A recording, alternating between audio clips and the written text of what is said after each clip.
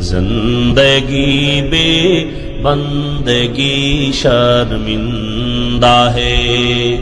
दुनिया में हो दुनिया का तलबगार न हो, बाजार से गुजर हो खरीदार न हो। ये दुनिया एक मिसले कागज फूल है, ये दुनिया एक मिसले कागज फूल है। जिंदगी में बंदगी तू करना है, जिंदगी बे बंदगी शर्मिंदा है, जिंदगी बे बंदगी शर्मिंदा है। गोपने सुंदर করে ওযু বানাইয়া যায় নামাজ বিছাইয়া কলিজা ভরে যদি ডাক দাও ইয়া আল্লাহ, আমি আল্লাহ তো তোর মোহাব্বতের জন্যই প্রথম আসমানে তাজাল্লি দিয়ে দিলাম, চাইতে দেরি আমি আল্লাহ তোকে দিতেও দেরি করব না। কত গভীর রাতে আল্লাহর নবী বলেন, আমি রাতের বেলা ঘুমায়ে গেলাম এশার নামাজ পড়ে, হঠাৎ আমার কাঁচা ঘুমের মধ্যে কান্নার আওয়াজ আসতেছে, আমার কানের মধ্যে ঘুম ভেঙে গেল। এই রাতে কে কাঁদে আর আমার ঘুম ভাঙলো? নবী বলেন, আমি উঠলাম, নজর করে দেখলাম আমার মাথার পিছনেই তো মসজিদে নববী। আমি দেখি ওখানে একজন আল্লাহর বান্দা রাতের গভীরে নামাজে দাঁড়ায় দাঁড়ায় কান্না করে। আমি দরজার কিনারায় অপেক্ষা করি, নামাজ শেষ। আমি ভাবতেছি মনে হয় অন্য কেউ, তাকায় দেখি না না, জান্নাতের 1 নাম্বার সাহাবী আবু বকর নামাজে দাঁড়ায় গভীর রাতে কান্না করে। আমি আবু বকরকে দেখলাম, আবু বকর আমারে দেখে চমকে উঠলেন, ইয়া রাসূলুল্লাহ, এ গভীর রাত আপনি কি ঘুমান নাই? বলে, তোমার কান্নায় ঘুম ভেঙে গেল। ও আবু বকর, তুমি কাঁদলা কেন? আবু বকর বলেন, ইয়া রাসূলুল্লাহ, মালিকের আদালতে কেমনে দাঁড়ায়া হিসাব দিব সেই ভয়ে কান্না করতেছিলাম। আমার আল্লাহর আদালতে কেমনে দাঁড়াবো? নবী বলেন, কেন? আপনার তো জান্নাতের টিকিট রেডি, 10 জনের প্রথম আপনি। আবু বকর বলেন, ইয়া রাসূলুল্লাহ, আরে আমি আবু বকরের থেকে টিকিটের পাওয়ার তো নবীদেরটার বেশি, কিন্তু আপনিই তো বয়ান করেছেন হাসরের ময়দানটা ভয়ঙ্কর হবে, জমিনটা পুরা জমিন হবে হাসরের মাঠ, সূর্যটা নিচে চলে আসবে, সূর্যের গরম, মাটির জমিন তামা হয়ে যাবে, ওদিকে জাহান্নামের চিৎকারের আওয়াজ, জাহান্নাম চিল্লায় বলবে, হে মালিক, বেনামাজি গুলো কই, গুনাহগার গুলো আমার পেটের মধ্যে দাও, আমার পেটের মধ্যে ক্ষুধা। নবী, আপনিই তো ভয়ঙ্কর হালাতের কথা বলছেন, জাহান্নামের চিৎকারে হাসরের ময়দানটা থরথর করে কেঁপে উঠবে। এমনকি আমার আল্লাহ রাগ হয়ে আওয়াজ দিবেন, লিমানিল মুলকুল ইয়াউম লিল্লাহিল ওয়াহিদিল কাহ্হার। এত কঠিন আওয়াজ হবে, হাসরের ময়দানটা থরথর করে কাঁপতে থাকবে। ও নবী, আপনিই বয়ান করেছেন এত কঠিন হালাত, নারী আর পুরুষ সব উলঙ্গ দাঁড়াবে হাসরের মাঠে। আম্মা জান আয়েশা বলেন, নবী, মানুষ কি লজ্জা পাবে না? কয়, ওরে আয়েশা, জানো না, এমন ভয়ঙ্কর হালাত হবে, একজনের দিকে আর একজন তাকাবারও হুঁশ হবে না। এমন কঠিন অবস্থায় আল্লাহর নবীরা পর্যন্ত কান্না শুরু করবেন। আদম নবী কান্না করবেন, ঈসা নবী কান্না করবেন, ইব্রাহিম নবীর কান্না, মুসা নবীর কান্না, দাউদ পয়গম্বরের কান্না, নূহ পয়গম্বরের কান্না চলবে। নিজের উপায় নাই, কি উপায় হবে সেই চিন্তা, উম্মতের চিন্তা নাই। ইয়া রাসূলুল্লাহ, এক পর্যায়ে আল্লাহ আবার একটা কঠিন আওয়াজ দিবেন, ওয়ামতাজুল ইয়াউমা আইয়ুহাল মুজরিমুন। আল্লাহ একটা গায়বী আওয়াজ দিয়ে বলবেন, ও গুনাহগারেরা, ও বেনামাজিরা, ও বেপরদাওয়ালারা, যারা কোরআন হাদিস মানো নাই, আলেম ওলামা মানো নাই, নবী রাসূল মানো নাই, আজকে আমার নেককারদের থেকে তোরা আলাদা হইয়া যা, নেককারদের থেকে আলাদা হ। গুনাহগারেরা ভয়ে আলাদা হবে না। আল্লাহ বলবে, আমি কুদরতি ভাবে বাছুনি দিব, বাঁচতে গিয়া যখন ধরে ফেলবো, ওই গুনাহগার গুলো বাতাসের মতো উড়িয়া উড়িয়া জাহান্নামের রাস্তায় পড়বে। আর আল্লাহ বলবেন, ও আমার নেকামুলওয়ালা, ও পর্দাওয়ালা নামাজি, সূর্যের গরম মাথায় লাগাইস না, আরশে আজিমের নিচে গিয়ে অপেক্ষা কর, রহমতের নবীর সাথে তোমরা সব জান্নাতে যাইবা। আর যারা গুনাহগার বেনামাজি, এদেরকে জাহান্নামের পথে দাঁড় করাইয়া আল্লাহ বলবে, ও ফেরেশতারা, লাইনে দাঁড় করাও, আর আমি বাম হাতে আমলনামা দিব। ও রহমতের নবী,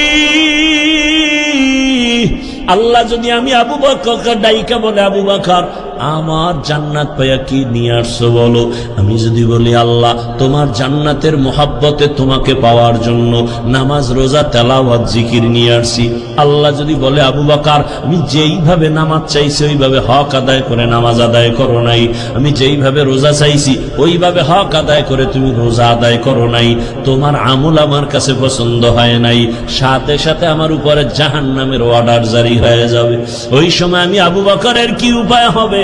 চোখের পানি ছেড়ে কান্না করি, ও পয়গম্বর দোয়া করবেন আল্লাহর আদালতে যেন নাজাতের রাস্তা খুলিয়া যায়। ও আমার যুবক বাবারা, বৃদ্ধ বাবাজিরা, পর্দার আড়ালের মা বোনেরা, আমি যে এত কষ্ট করে আপনাদের যত বয়ান শুনাইছি, আমি একবারও কিন্তু বলি নাই মাদ্রাসায় আসো, স্কুল ছেড়ে দাও, কলেজ ছেড়ে দাও, না, বরং তুমি কলেজে পড়ো, স্কুলে পড়ো, দাবি নাই। তুমি ডাক্তার হও, ইঞ্জিনিয়ার হও, প্রফেসর হও, এসপি হও, ডিসি হও, এমপি মন্ত্রী যাই হও না কেন, অনুরোধ করি বাবা, তোমার মতো কত যুবক স্কুল কলেজে ভরিয়াও নামাজ ছাড়ে না, দাড়ি কাটে না। নিজের বিবেকটাকে জিজ্ঞাসা করো, তোমার কপাল কেন খারাপ, তুমি পারো না কেন? তোমার মতো কত যুবক রাস্তায় গাড়ি চালায়, 5 বেলার নামাজ পড়ে নাই, বলো তুমি কেন পারবা না? তোমার মতো যুবক র্যাব, আর্মি, পুলিশ, বিডিআর চাকরি করে নামাজ পড়ে, তুমি কেন পারো না? তোমার মতো যুবক তাকায় দেখো, নদীর মধ্যে মাছ ধরে নামাজ পড়ে, কৃষি কাজ করে নামাজ পড়ে। নিজেকে জিজ্ঞাসা করো, তোমার কপালে কার বরদোয়া লাগছে? মা বাবার, নাকি শিক্ষকের, নাকি উলামায়ে কেরামের? না হয় তোমার মতো যুবক যদি দুনিয়ার সব লাইনে চাকরি করে, ব্যবসা করে, নামাজ পড়ে, তুমি পারো না কেন? ও পর্দার আড়ালের আম্মা জানেরা, আপনার মতো কত মা এই এলাকায় এখনো খুঁজলে পাওয়া যায়, বেপরদায় চলে না, নামাজ ছাড়ে না, মোবাইলে সময় নষ্ট করে না। ও আম্মা জানেরা, বোনেরা, মনটা কি চায় না একজন আদর্শমান ডাক্তারের মা হয়ে যাবেন? আপনার সন্তানের ব্যবহারে শিক্ষকরাও দোয়া করবে, আপনার সন্তানের আচরণে আলেম ওলামাও দোয়া করবে, আপনার সন্তান ডাক্তারি করবে, নামাজ পড়বে, কোরআন তেলাওয়াত করে আপনাদের জন্য দোয়া করবে।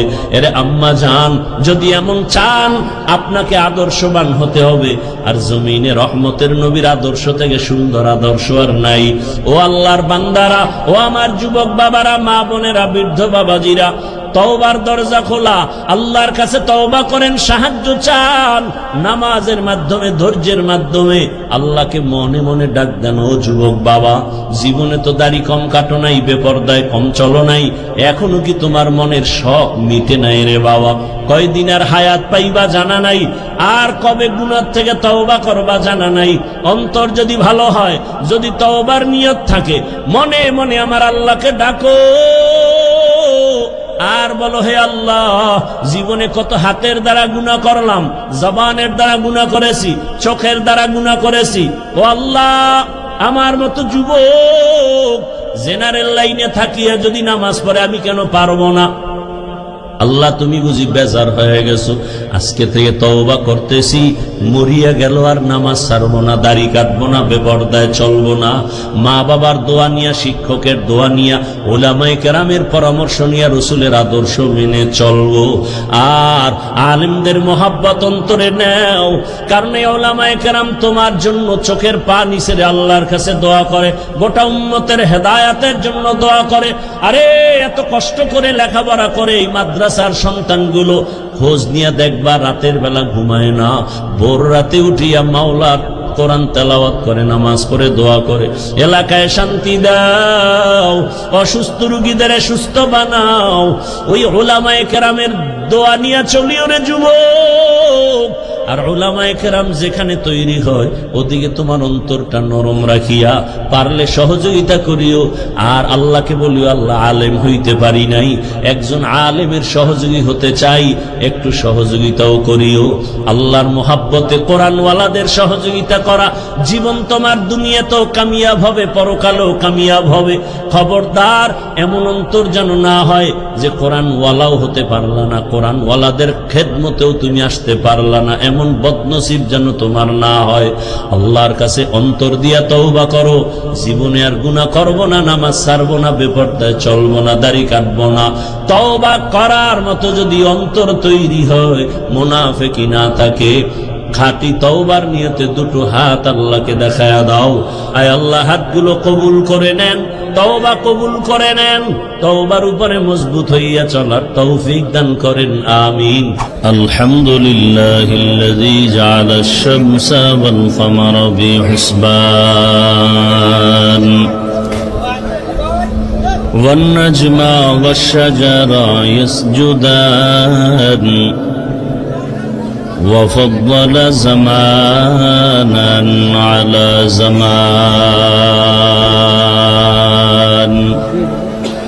كما فضل مكانا على مكان وإنسانا على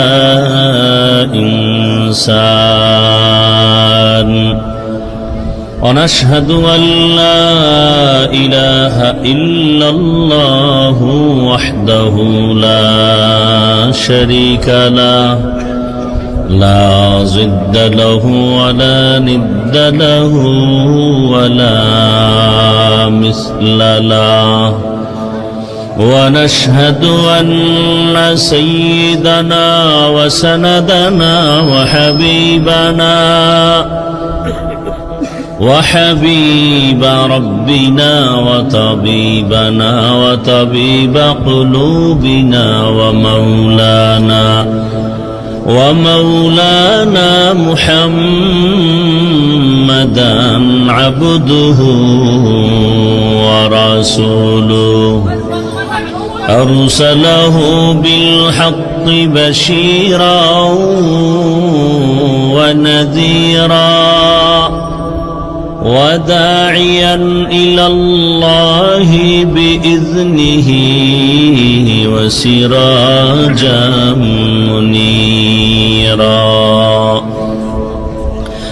اللهم صل على محمد النبي الأمي وعلى آله وسلم تسليما وبعد فأعوذ بالله من الشيطان الرجيم بسم الله الرحمن الرحيم يا أيها الذين آمنوا استعينوا بالصبر والصلاة إن الله مع الصابرين.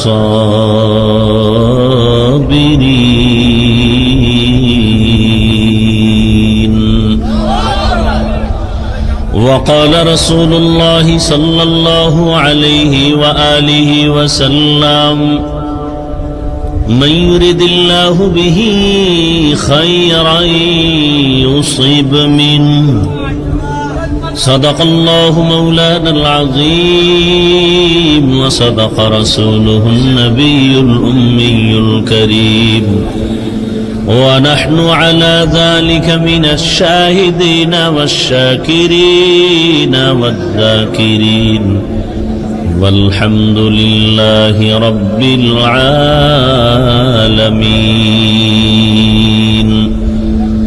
سبحانك لا علم لنا إلا ما علمتنا إنك أنت العليم الحكيم رب اشرح لي صدري ويسر لي أمري واحلل عقدة من لساني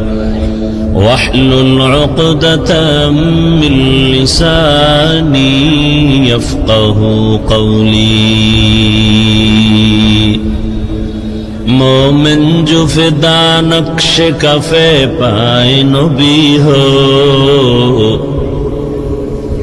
مومن جو فدا نقش کفے پائے نبی ہو زیر قدم آج بھی عالم کا خزینہ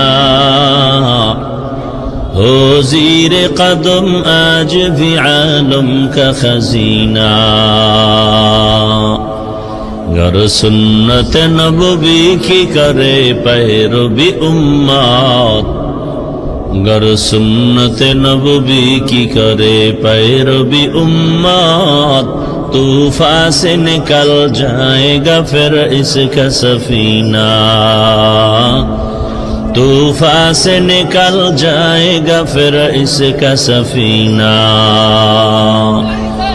عاشق ہو برادر شہنشاہ دو عالم عاشق ہو برادر شہنشاہ دو عالم مشکوں سے زیادہ مبارک جس کا پسینہ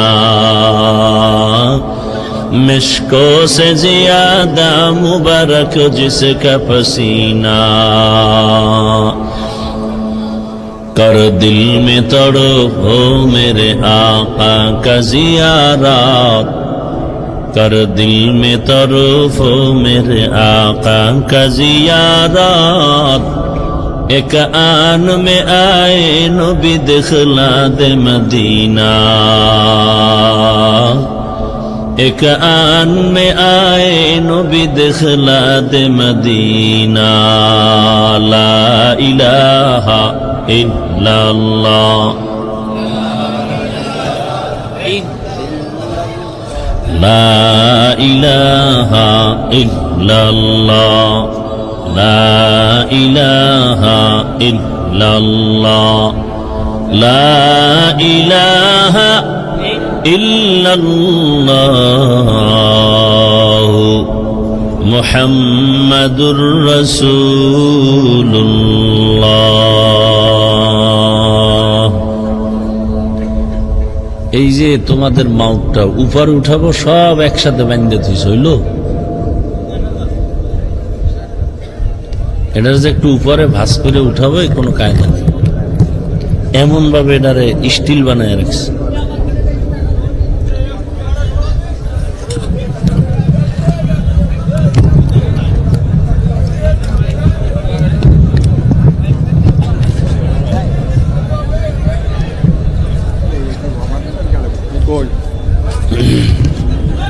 বাস বাস ডিস্টার্ব করে নাও ইকো দিবা না রিভার্ব দাও আর ভলিউম দাও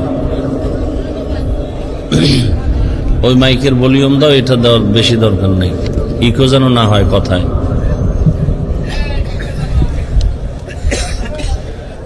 মহান্দি সাইফুল উলুম কওমিয়া মাদ্রাসা ও এতিমখানার উদ্যোগে আয়োজিত বার্ষিক ওয়াজ মাহফিল 23 অক্টোবর 2025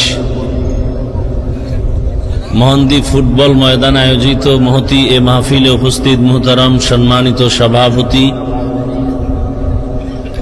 আলহাজ মাওলানা মুজাম্মেল হক দামাত বারাকাতুহুম, অন্যান্য হযরত উলামায়ে কেরাম, অত্র অঞ্চলের বিভিন্ন স্থান থেকে আগত আল্লাহ পাকের আশিকিন, জাকিরিন, শাকিরিন, মুহিব্বিন, মুরব্বিয়ান আযম, কলিজার টুকরা আমার সমবয়সী যুবক বন্ধুগণ, স্নেহের ছোট ভাই, পর্দার আড়ালে মা বোনেরা,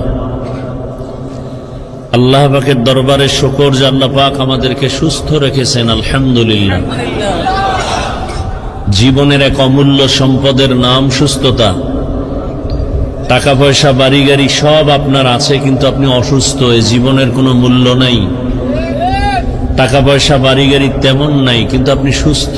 আপনার মতো সুখী কেউ নাই। আল্লাহ পাক আমাদের এই সুস্থতাকে দায়েমান কবুল করেন। দয়াময় আল্লাহ সুস্থতার জন্য এক মহা ঔষধ দিয়েছেন ফ্রি, এই সুস্থতাকে ধরে রাখার জন্য।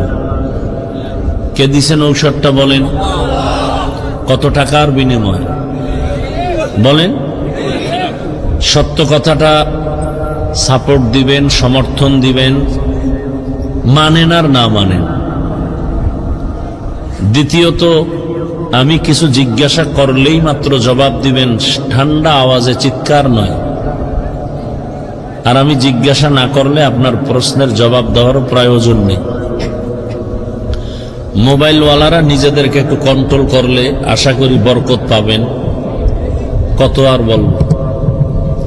আল্লাহ মাহফিল কবুল করেন। সুস্থতার জন্য আল্লাহ ফ্রি এক ঔষধ দিছেন, রাতের ঘুম। রাতের দুনিয়ার পৃথিবীর কেউ, চিকিৎসা বিজ্ঞানীরা, কোনো ডাক্তার আল্লাহর দেয়া এই ঔষধের মোকাবেলা বা সমান কোন ঔষধ আজও পর্যন্ত আবিষ্কার করতে পারেনি, কিয়ামত পর্যন্ত পারবে।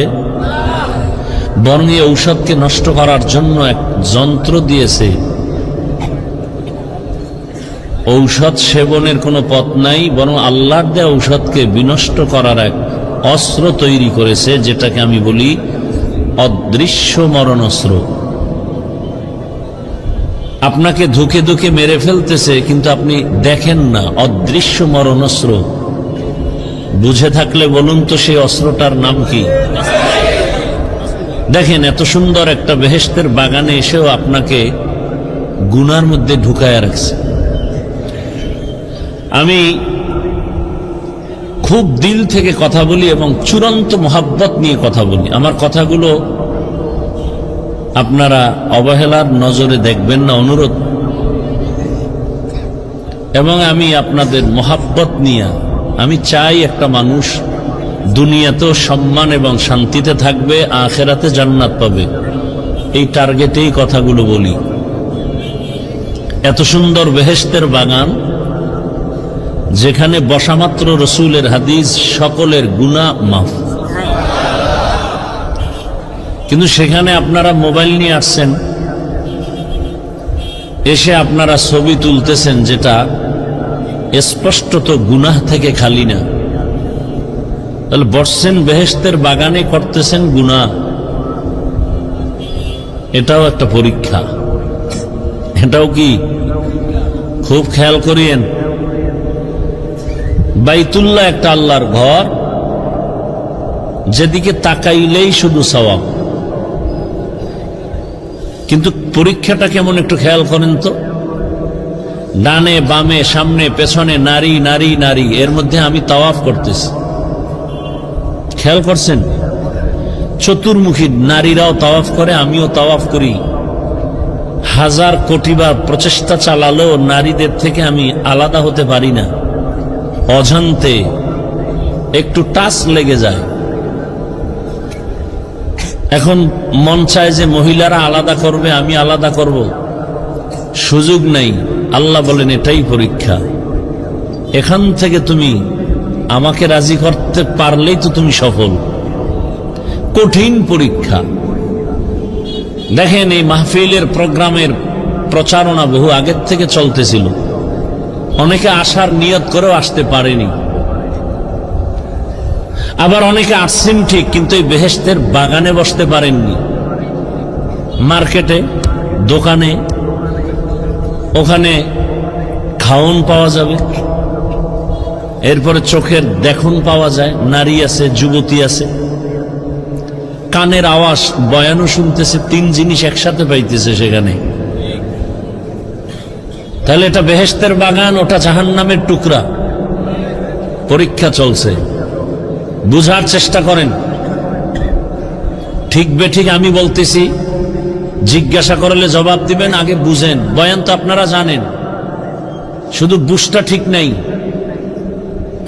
বুঝ ঠিক থাকলে তো দাড়িওয়ালা হয়ে যেতেন, হুজুর হওয়া লাগতো না।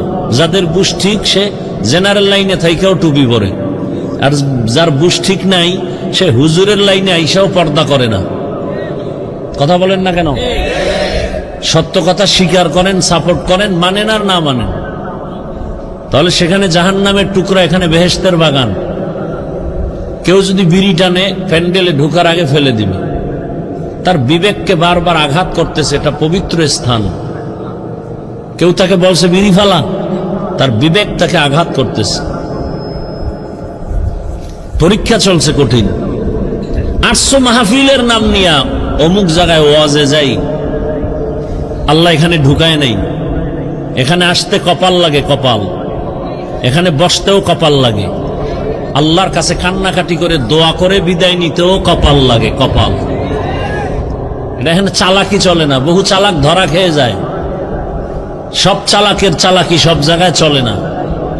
বহু চালাক উলঙ্গ হয়ে জঙ্গলে ঘুরে বিল্ডিং খালি ঘুমাইতে পারে না। বহু চালাক অর্ধুলঙ্গ হয়ে রাস্তায় পাগলের মতো ঘুরে ইংলিশে কথা বলে, ব্রেনের একটা তার ঠিক নেই। জিন্দেগি বড় কঠিন। যেই রসুলকে এক নজর দেখলেই জাহান্নামের আগুন হারাম, যেই রসুলের দিকে একবার তাকালে 1 সপ্তাহের ক্ষুধা থাকে না, যেই রসুলের ঘাম মোবারক থেকে মিশকের ঘ্রাণ, যেই রসুলের শরীর মোবারকে মশা মাছি পড়া হারাম, সেই রসুলকে 13 বছর দেখলো, একই দস্তরখানে পাশে বসে খাইল, বয়ান শুনলো, কপালে কালেমা জুটে নেই। এর নাম কপাল। রসুলকে 13 বছর দেখে বয়ান শুনেও কালেমা পড়ে না, এত বড় নিকৃষ্ট বেঈমানের নাম কি আপনারা কেউ জানেন? এর নাম কপাল।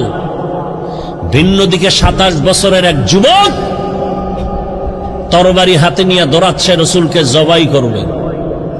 কয় বছরের যুবক?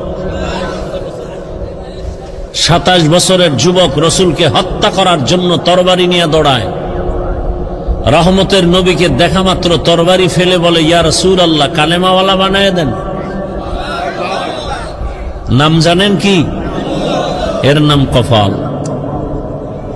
13 বছর বয়ান শুনেও কালেমা ঢুকে না, আর রসুলকে হত্যা করতে এসে কালেমাওয়ালা হয়ে গেছে। এর নাম কপাল।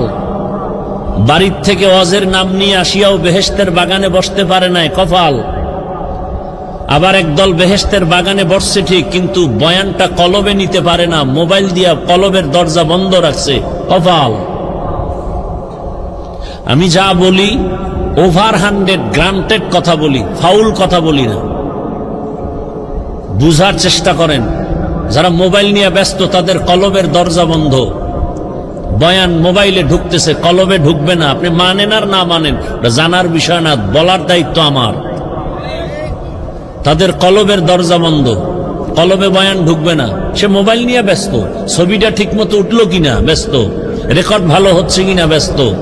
এটাকে বলে অনাধিকার চর্চা করা, ব্যর্থ চেষ্টা যাকে বলে। এটা কোন চেষ্টা? ব্যর্থ, যে চেষ্টার সফলতা নাই। আপনারা অনেক জ্ঞানী শিক্ষিত, আমাকে জবাব দেন।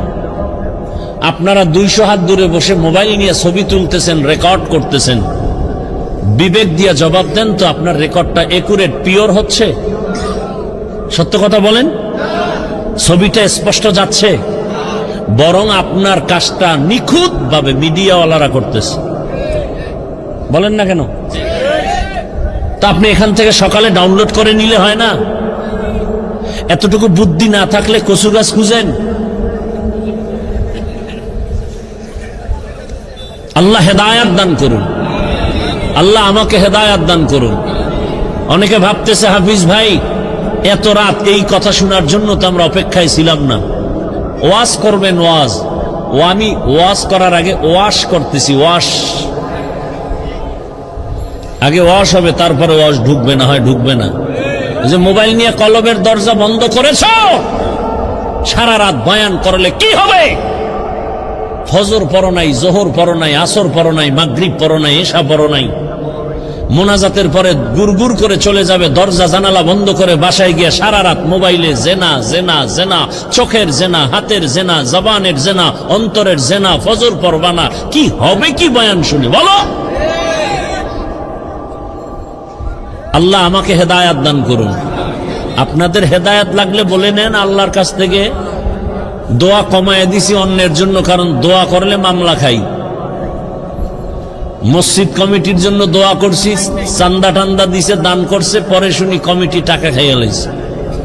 এলাকার মানুষ গরম, মসজিদেরও দোষ নাই, কমিটির দোষ নাই, দোয়া করছে হুজুরের, এই হুজুরের ধর, মামলা করতে হবে সেই হুজুরের বিরুদ্ধে। মগের মূল্য কয় ভাই আপনার দাওয়াত, বলে আলহামদুলিল্লাহ। আপনার বাড়ি? কয় নাউজুবিল্লাহ। আল্লাহ হেদায়াত দান করুন। তাহলে সুস্থতার জন্য আল্লাহ দিয়েছেন রাতের ঘুম, তবে পুরা রাত শরীরের ঔষধ নয়। রাতের প্রথম অংশের ঘুম শরীরের জন্য ঔষধ নয়, শেষ রাতের ঘুম শরীরের ঔষধ নয়, মধ্যরাতের ঘুম শরীরের মহা ঔষধ। এজন্য রহমতের নবী এশার নামাজ আনতে ঘুমিয়ে পড়তেন, শেষ রাতে উঠে আল্লাহর সাথে কথা বলতেন। দৈনন্দিন কতবার আজান দেয়া হয় আপনারা জানা থাকলে একটু বলেন। আজান পাঁচও বেলার আজানের সিস্টেম, লফজ, বাক্য কি একই? ব্যবধান আছে? কোন আজানে ব্যবধান আছে? কি ব্যবধান? অর্থ কি? ঘুমের চেয়ে নামাজ ভালো, আর তুমি ঘুমাইও না, ঠিক মতো পড়িলে নামাজ জান্নাত তোমার ঠিকানা। পশু পাখি কীট পতঙ্গ কেউ ঘুমিয়ে রইল না, মানুষ হয়ে ঘুমিয়ে থাকা ঠিক তোমাদের হবে না। আহাতে মন কঠিন দিনেতে নামাজ তোমায় ভুলবে না, ঠিক মতো পড়িলে নামাজ জান্নাত তোমার ঠিকানা। আমার প্রাণের ভাই বোনেরা জলদি করে উঠে যাও, ওযু করে তাড়াতাড়ি নামাজ পড়তে লেগে যাও। আহা নবী বেনামাজির শাফাআত করিবেন না, ঠিক মতো পড়িলে নামাজ জান্নাত তোমার ঠিকানা। ঘুমের চেয়ে নামাজ ভালো, আর তুমি ঘুমাইও না, ঠিক মতো পড়িলে নামাজ জান্নাত তোমার ঠিকানা। মাগরিবের আজানে কেন বলা হলো না ঘুম থেকে নামাজ ভালো? এশার নামাজের আজানে কেন বলা হলো না ঘুম থেকে নামাজ ভালো? ফজরে কেন বলা হলো? কারণ আছে না নাই? আছে। আমরা সবাই সুস্থ থাকতে চাই, বলে কি পরিমাণ? বলে ওভার 100 অল টাইম। কিন্তু সুস্থ যে কিভাবে থাকবো, কি কাজ করলে, সেটা তো করি না, বরং অসুস্থ হওয়ার কাজ নিয়ে প্রতিযোগিতা করি। মানুষের শারীরিক, মানসিক, জৈবিক যত রাস্তা আছে, সব রাস্তাকে অসুস্থ করার একমাত্র যন্ত্র অদৃশ্য মরণাস্ত্র মোবাইল। হার্ট দুর্বল, ব্রেন দুর্বল, লেখাপড়া দুর্বল, চরিত্র দুর্বল, চোখের পাওয়ার দুর্বল, কানের পাওয়ার দুর্বল। তোমাকে পঙ্গু বানাচ্ছে মোবাইল, খবর নাই।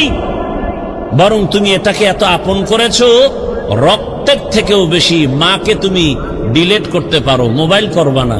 বহু সন্তান এই মোবাইল করে মায়ের সাথে বেয়াদবি করে, বাবার সাথে বেয়াদবি করে। বাপ চাই না, মা চাই না, মোবাইল চাই। শিক্ষকের সাথে বেয়াদবি করে।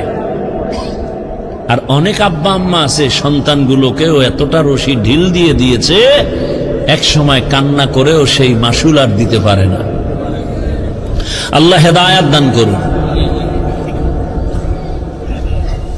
যাদের আয়োজনে আজকের এই সুন্দর প্রোগ্রাম এবং আল্লাহ আমাদেরকে বাছাই করে যাদেরকে এখানে নিয়ে আসছেন, আল্লাহর বড় দয়া। আর একবার শুকর আদায় করি আলহামদুলিল্লাহ। দরুদ ও সালাম সৈয়দুল মুরসালিন রহমাতুল্লিল আলামিন শফিউল মুজনিবিন খাতামুন নবিয়্যিন সৈয়দুস সাকালাইন ইমামুল মুরসালিন শফিউ আযম রাসূল আকরাম রহমতে আলম নবিয়ুল আরব আল আজম হাবিবে কিবরিয়া আশরাফুল আম্বিয়া সৈয়দুল আম্বিয়া शफीअ महशर साक़ी कौसर आक़ाए नामदार मदीना का ताजदार आफ़ताब नबूवत फ़ख्र मौजूदात सय्यदुल मखलूक़ात हज़रत मुहम्मदुर रसूलुल्लाह। नबीजिर नामे दरूद पढ़ले गुनाह है ना सवाब? মনে চাই বলতে, কিন্তু আপনারা তো আমল করবেন না, এই জন্য আবার বাধা আসতেছে। কারণ ভালোবাসা নিয়ে বসছি তো। কেমন ভালোবাসা যদি কেউ বলে নিচে নেমে পাও ধর, তাহলে আমি নবীর আদর্শ মানবো, আমি এখন নিচে নেমে আসবো তোমার পাও ধরার জন্য। এতটুকু দিলের ভালোবাসা নিয়ে কথা বলতেছি। ও যুবক বাবারা, এমন কপাল নিয়ে কি তুমি দুনিয়াতে আসছো যে জীবনভর শুধু অন্যের ক্ষতিই করে যাবা? তোমার দ্বারা জীবনে কেউ উপকার হতে পারবে না? তোমার কপাল এত খারাপ? জানি না ওমরের কপালওয়ালা কারা আর আবু জাহালের মতো কপালওয়ালা কারা। মোনাজাত পর্যন্ত দেখতে থাকবো কার কপাল ভালো কার কপাল খারাপ, দেখা যাবে।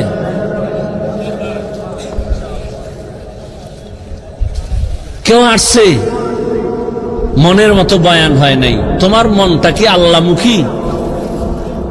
তুমি তো বিড়ি টানো, গাঞ্জা খাও, নামাজ নাই, রোজা নাই, তেলাওয়াত নাই, হালাল নাই, তোমার মনের মতো বয়ান হবে কিভাবে?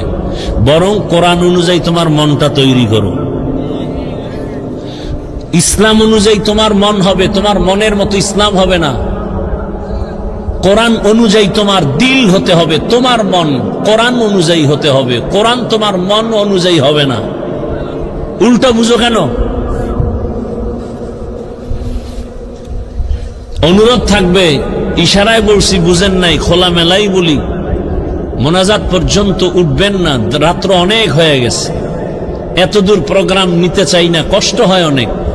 এমনিই তো কষ্ট করি, এই বয়সে আমার মতো কষ্ট কে করে আল্লাহু আলাম, আল্লাহ জানেন। 12 মাস কি এর রৌদ্র আর বৃষ্টি, ফজরের পরে, জোহরের পরে, আসরের পরে, মাগরিবের পরে, এশার পরে, নীলে সারা রাত, 12 মাস। একটা মাস বাদ নাই যেদিন আমার প্রোগ্রাম থাকে না। এজন্য বহুত দূর, তারপর আসছি। চিন্তা করি মানুষ কত কষ্ট করে, মহব্বত করে দিনের জন্য। টাকা পাবে না, খানা পাবে না, বসার বিছানা ভালো না, আসছে পকেটের টাকা ব্যয় করে। দুনিয়ার কোন নেতা খাতারা ডাকলে তো ফ্রি গাড়ি দিত, ভাড়া দিত, নাস্তা দিত। আর এইখানে তো আসছে সব কষ্ট করে। আমি একটু কষ্ট করলে যদি দিনের উপকার হয়, আমি কষ্ট নিজে স্বীকার করে আসছি। অথবা আপনারা আমাকে একটু কথা বলার সুযোগ দিলে আমি বলবো, আর সেটা আমি তখনই আমি আনন্দে কথা বলার সুযোগ পাবো যদি আপনারা অধীর আগ্রহে আমার জন্য দোয়া করেন এবং চুপচাপ থাকেন। উঠা বসা করলে বক্তব্য টক্তব্য সব কিছু খতম, শুধু দোয়া করব, মোনাজাত দেব, হাত দুইটা উঠাবো আর দোয়া হয়ে যাবে। এখন সে হাতটা উপরে উঠাবো আপনাদের ইশারা পেয়ে। যদি দেখি না শুনতেছেন আলহামদুলিল্লাহ, আর যদি দেখি না ব্যারাম, বিড়ির নেশায় দৌড় মারছে, আর বসতে পারে না, ওর কপাল খারাপ। এতগুলো মানুষ নিয়ে মা বাবার জন্য দোয়া করা, এটা তো কপালের বিষয়। এত সুন্দর জায়গায় আল্লাহ নিয়ে আসছেন, কিন্তু শয়তানের সাথে একটু যুদ্ধ করে যে দোয়াটা করে যাবেন, এটা হয় না, তো কপাল। আল্লাহ শেষ দোয়া করে যাওয়ার আমাদেরকে তৌফিক দান করেন। যেটা চাইছিলাম বলার জন্য বলবো, মানবেন কিনা আমাকে আগে বলতে হবে, চেষ্টা করবেন ইনশাআল্লাহ। আচ্ছা, আপনারা আমাকে বলেন তো, আপনার দিল থেকে আপনি এটা চান কিনা যে যেখানে যাবেন সেখানেই আপনার সম্মান হবে, সবাই সম্মান করবে? সবাই চান? তাহলে আমলটা দিয়ে গেলাম, করবেন কিনা জানি না, বলে গেলাম। তবে করবেন এই আশাই বলতেছি। প্রতিদিন কমপক্ষে 300 বার দরুদ পড়বেন। খোদার কসম, কোনো তাবিজ লাগবে না, কোনো তাবিজের প্রয়োজন নাই। তবে 2টা শর্ত আছে দরুদ পড়ার। এক শর্ত, নির্জনে নিরিবিলি মোহাব্বতের সাথে পড়বেন। 2, পবিত্র অবস্থায় পড়বেন। দরুদ পইরা পইরা যদি 100 বার শেষ হইলে একবার বিড়ি টানেন, আর একবার 100 শেষ হইলে আর একবার আর একটা বিড়ি। নির্জনে নিরিবিলি পরিবেশে এবং মোহাব্বতের সাথে পবিত্র হালাতে। কতবার প্রতিদিন? কতটা ভালোবাসা নিয়ে বলতেছি। যদি আমার কথা আপনি মানেন আর যদি ফলাফল না আসে, মরে গেলে কবরে জুতা মারবেন, বলে গেলাম। কতবার দরুদ? কোন পীর সাহেবের দরুদ? রাসূলের মোহাব্বতে দরুদ পড়বেন। 2 সময় আপনার খুব নিরিবিলি সময়, ফজরের নামাজের পরে, না হয় ঘুমের আগে। পৃথিবীর কোন তাবিজ আপনাকে আটকাতে পারবে না। জায়নামাজ বিছাইয়া একটা তসবিহ হাতে নিবেন। কি তসবিহ চিনেন? জবাব দেন, তসবিহ চিনেন? তসবিহ হাতে নিয়ে আমল করা সুন্নতে সাহাবা। তসবিহ হাতে নিয়ে আমল করা বলেন সুন্নতে সাহাবা। যারা সাহাবায়ে কেরামকে মানবে না, তারা মুসলমান হলেও 72 দল জাহান্নামীদের দলভুক্ত। তসবিহ কিনবেন, মাকে তসবিহ কিনে দিবেন, বোনকে তসবিহ কিনে দিবেন। তসবিহ হাতে থাকলে আমল হবে। 300 বার দরুদের আমল, 300 বার ইস্তেগফারের আমল।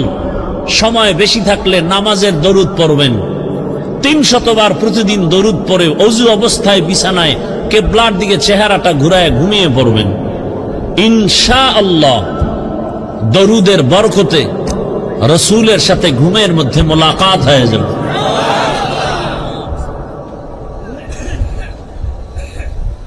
এবং যেখানে যাবেন আল্লাহ ইজ্জতের জিন্দেগি দান করবেন। দরুদের আমল প্রতিদিন 300 বার। যত পড়বেন তত। গাড়িতে বসে আছেন, দোকানে বসে আছেন, কিসের ব্যবসার ঝামেলা, দরুদের আমল করেন। কিসের চাকরিতে সমস্যা, দরুদের আমল করেন। কি ঘরে অসুস্থ, টেনশন কেন, দরুদের আমল করেন। আল্লাহ আমাদের বেশি বেশি বেশি বেশি দরুদের আমল করার তৌফিক দান করেন। কথাগুলো অনর্থক হয়ে যাচ্ছে না? আল্লাহ আমাকে মাফ করে দেন। সময় বেশি থাকলে নামাজের দরুদ, কম থাকলে এখন যেটা সংক্ষেপ, এটা সাল্লাল্লাহু আলাইহি ওয়া আলিহি, এই শব্দটা বাড়ায় বলবেন। সাল্লাল্লাহু আলাইহি ওয়া আলিহি ওয়াসাল্লাম। উলামায়ে হযরত দীর্ঘ সময় আলোচনা করেছেন, আপনারা শুনছেন। উলামায়ে কেরামের কথাগুলো সহি তরিকায় আমল করার তৌফিক দান করেন। অন্যের জন্য দোয়া করলে নিজের জন্য আগে কবুল হয়। এই আরেকটা নতুন কথা বলে গেলাম, লিখে রাখবেন। উলামায়ে কেরামের জন্য দোয়া করছি, করবেন না? কার জন্য দোয়া করবেন? আজকে মাকে সম্মান করেন তো আলেমদের অবদান। বাবাকে সম্মান করেন, উলামায়ে কেরামের অবদান। তারা কোরআন হাদিস দিয়ে বুঝাইছে, এজন্য আমরা এই সম্মানের পথ চিনছি। কিয়ামত পর্যন্ত আর কোনদিন আমার রসুল আসবেন না, আবু বকর, ওমর, ওসমান, আলী কেউ আসবেন না, কোন সাহাবায়ে কেরাম আসবেন না, আইম্মায়ে কেরাম আসবেন না, বড় বড় আউলিয়ায়ে কেরাম তারাও আর আসবেন না কিয়ামত পর্যন্ত। ভালো করে মনে রাখবেন। এই কথাগুলো আমার বয়ানের আউট। আমি যে আয়াত হাদিস পড়ছি ওদিকে ঢুকি নাই, আউট। কিন্তু কথাগুলো কি পরিমাণ ওজনওয়ালা এবং কি পরিমাণ গুরুত্বপূর্ণ, ভালো করে মনে রাখবেন। কিয়ামত পর্যন্ত এই মানুষ সংসার কিভাবে সুখে থাকবে, নিজে কিভাবে সুখে থাকবে, সম্মানে থাকবে, কিভাবে তার পরিবার সুস্থ সুখে চালাবে, কিভাবে তার সমাজ সুন্দরভাবে চালাবে, দুনিয়ার শান্তি, নির্ভেজাল শান্তি, আখিরাতে বিনা হিসাবে জান্নাত পাওয়ার একমাত্র ঠিকানা ইসলাম। আর সব ভুয়া, সব ভুয়া, সব কিছু ভেজাল। মানুষের জীবনের দুনিয়া আখেরাতের একমাত্র শান্তির ঠিকানা ইসলাম। মানুষকে সেই ইসলামের মাধ্যমে বুঝাবে একমাত্র উলামায়ে কেরাম। এ জাতি আর নবী পাবে না, এই জাতি আর কোনদিন কিয়ামতের আগে আবু বকর পাবে না, ওমর পাবে না। এ জাতি পাবে তাদের স্থানে যারা আছেন ওয়ারাসাতুল আম্বিয়া, উলামায়ে কেরাম। এজন্য দোয়া করলাম উলামায়ে কেরামের ইজ্জত আল্লাহ বাড়িয়ে দেন। যারা আলেম ওলামাদের বিরুদ্ধে লেখালেখি করে, চক্রান্ত করে, বলার মাধ্যমে, মিডিয়ার মাধ্যমে, আল্লাহ এদের হেদায়াত দান করেন, না হয় ধ্বংস করে দেন। আল্লাহ তাদের হেদায়াত দান করেন, না হয় ধ্বংস করে দেন। আল্লাহ তাদের হেদায়াত দান করেন, না হয় খুব তাড়াতাড়ি ধ্বংস করে দেন। কারণ আলেমের দুশ্মন ও ইসলামের দুশ্মন। আল্লাহ বুঝার তৌফিক দান করেন। অন্যের জন্য দোয়া করলে নিজের জন্য আগে কবুল হয়। একটা নতুন উসুল বলছি, আমি দোয়া করলাম আল্লাহ পুরা এলাকার মানুষগুলোকে তুমি মাফ করে দাও। আল্লাহ একজন ফেরেশতা পাঠায় দিছেন, এই যাও তো ওই বান্দা কার জন্য দোয়া করলো। ফেরেশতা বলে আল্লাহ এই বান্দা এলাকার সমস্ত মানুষের জন্য দোয়া করলো। কি দোয়া? সমস্ত মানুষের গুনাহ মাফ চাইছে, নিজের জন্য চায় নাই বলে না। আল্লাহ বলে ফেরেশতা সাক্ষী থাক, সকলকে ক্ষমার আগে ওকে আমি আগে ক্ষমা করে দিলাম। আমরা তো অন্যের জন্য দোয়া করতে চাই না, মনে করি ভাগে কম পাবো। হ্যাঁ, জুমার দিন ইমাম সাহেবরে এক এলাকার ভদ্রলোক দোয়ায় বলছে, হুজুর আমার আব্বার জন্য দোয়া করবেন। নিয়ত করছে 500 টাকা হাদিয়া দিবে। ইমাম সাহেব নামাজের ভিতরে, দোয়ার ভিতরে আরো 4 জনের নাম বলছে। মোনাজাতের ভিতরে ওনার মেজাজ গরম হয়ে গেছে, আমার বাবার দোয়াটা 4টে ভাগ হয়ে গেল। মন খারাপ হয়ে গেছে, 500 টাকা দিবে না 100 টাকা দিবে। দেওয়ার সময় পাওয়ার কি, মন খুব কষ্ট ভরা, বেজার। 100 টাকা দিয়ে নেন হুজুর, এমনই কইরেন। আর একদল মূর্খ দেখছি, এরা দোয়া করছে ঠিক, কিন্তু বলে হুজুর আমার আব্বার নাম যে কইলেন না, ভুলে যদি আল্লাহ দোয়াটা আর এক গ্রামে দিয়ে দেয়। এরকম মূর্খ আছে না নাই? দেখেন না জানাজার ময়দানে বহু মূর্খ বলে, হুজুর কি কয়, জানাজার বাংলা নিয়ত কন। আছে না নাই? আমার রসুল কি বাংলা বুঝেন? তাহলে বাংলা নিয়ত পাইলেন কই? আল্লাহ আমাদের সবাইকে সহি সমঝ দান করেন। অনেক কথা বলে ফেলেছি, এবার ঢুকি আমার নির্দিষ্ট আলোচনার মধ্যে। উঠা বসা করলেই দোয়া করে ফেলব, সোজা কথা, কোনো পেশ নাই। কারণ কষ্ট করে আসছি, সীমাহীন। আপনার এক রাত, আমার তো সারা জিন্দেগি। তো আপনাদের মহব্বতে আসছি, আপনি মূল্যায়ন করবেন না তো আমার আপনাকে জোর করে বয়ান শুনানোর দরকার কি? চলে যাই, কালকে জুমা, আর রাত্রটাও তো বরকতের রাত। জুমার রাত বড় বরকতি রাত। আমি যে আয়াত হাদিস পড়েছি, ইখলাস রুহানিয়াতের সমন্বয়, সহি নিয়তে, সহি তরিকায়, সহি কিছু কথা বলতে পারি, আপনারা শুনতে পারেন, সে তৌফিক আমার আল্লাহ আমাদেরকে দান করুন। আয়াতের তর্জমা এবং হাদিসের তর্জমাটা আগে বলি, তারপরে কিছু ব্যাখ্যা।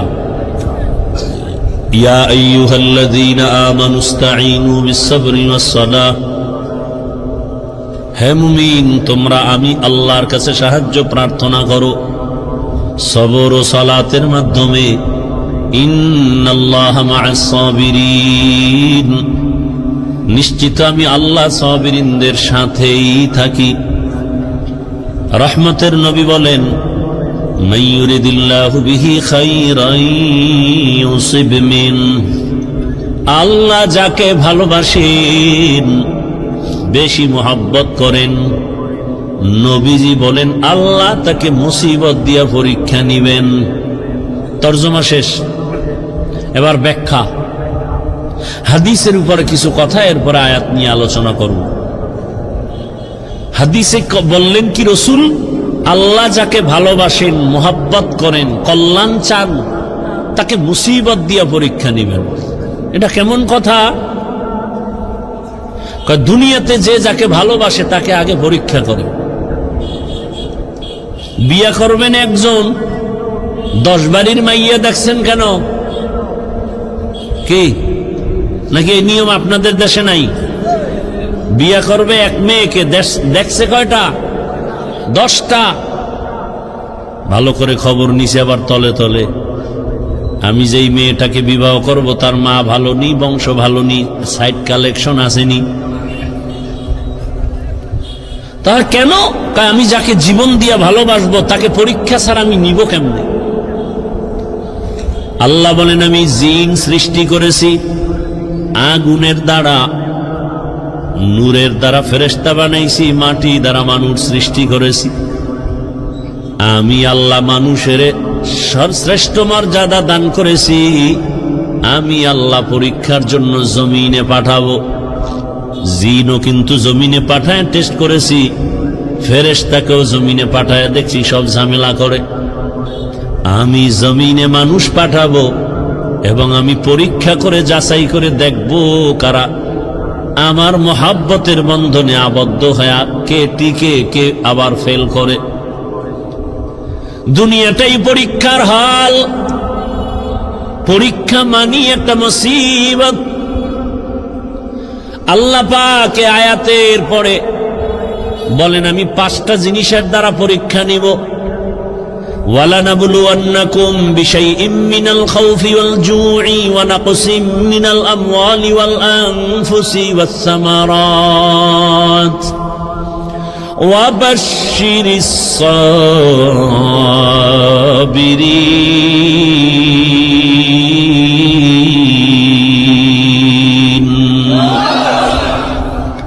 আল্লাহ 5টা জিনিসের দ্বারা পরীক্ষা নিয়া যাকে বেশি মহব্বত করবেন তার পরীক্ষা বেশি কঠিন হবে।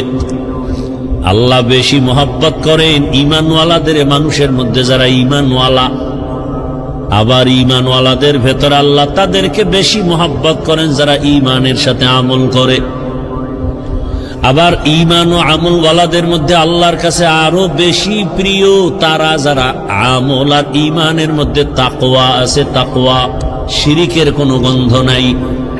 গোটা দুনিয়ার ভিতরে তাকওয়ার মানদণ্ডে শ্রেষ্ঠ আল্লাহর প্রিয় মহব্বতের যারা, তারা হলেন আম্বিয়ায়ে কেরাম। আর সব নবী রসুলের মধ্যে শ্রেষ্ঠ রহমাতুল্লিল আলামিন। আর উম্মতের মধ্যে আমরা আখিরি নবীর উম্মত আল্লাহর কাছে বড় প্রিয়। আল্লাহ তাআলা বলেন আমি পরীক্ষা নিব মুসিবতের দ্বারা। আর এই পরীক্ষায় যদি পাশ করতে চাও এক পুঁজি লাগবে, যে পুঁজি না থাকলে পাশ করা যাবে না। ওই পুঁজির নাম হলো ধৈর্য। যাদের ধৈর্য নাই তারা কোনোদিন কামিয়াব হতে পারবে না। এই ধৈর্য আবার 3 প্রকার। ইবাদতের বেলায় ধৈর্য, মুসিবতের বেলায় ধৈর্য, গুনাহের বেলায় ধৈর্য। আপনার যদি ধৈর্য না থাকে এই প্যান্ডেলে মোনাজাত পর্যন্ত থাকা আপনার জন্য সম্ভব হবে না। যাদের ধৈর্য আছে তারাই থাকবেন। ধৈর্য যদি থাকে সে বয়ান শুনতে পারে, ধৈর্য না থাকলে পারে না। ইবাদতের বেলায় ধৈর্য, মুসিবতের বেলায় ধৈর্য, গুনাহের বেলায় ধৈর্য। এই ধৈর্য বড় দামি এক সম্পদ। স্বামী আর স্ত্রী বড় ভালোবাসার জিন্দেগি পরিচালনা করতেছে। একদিন স্ত্রী স্বামীকে জিজ্ঞাসা করে, ও স্বামী তুমি আমাকে কেমন মহাব্বত করো, ভালোবাসো? বলে সীমাহীন। বলে কেমন? কয় তুমি আমার জীবন, আমি তোমার জন্য যা চাও তাই দিব। খেয়াল করতেছেন?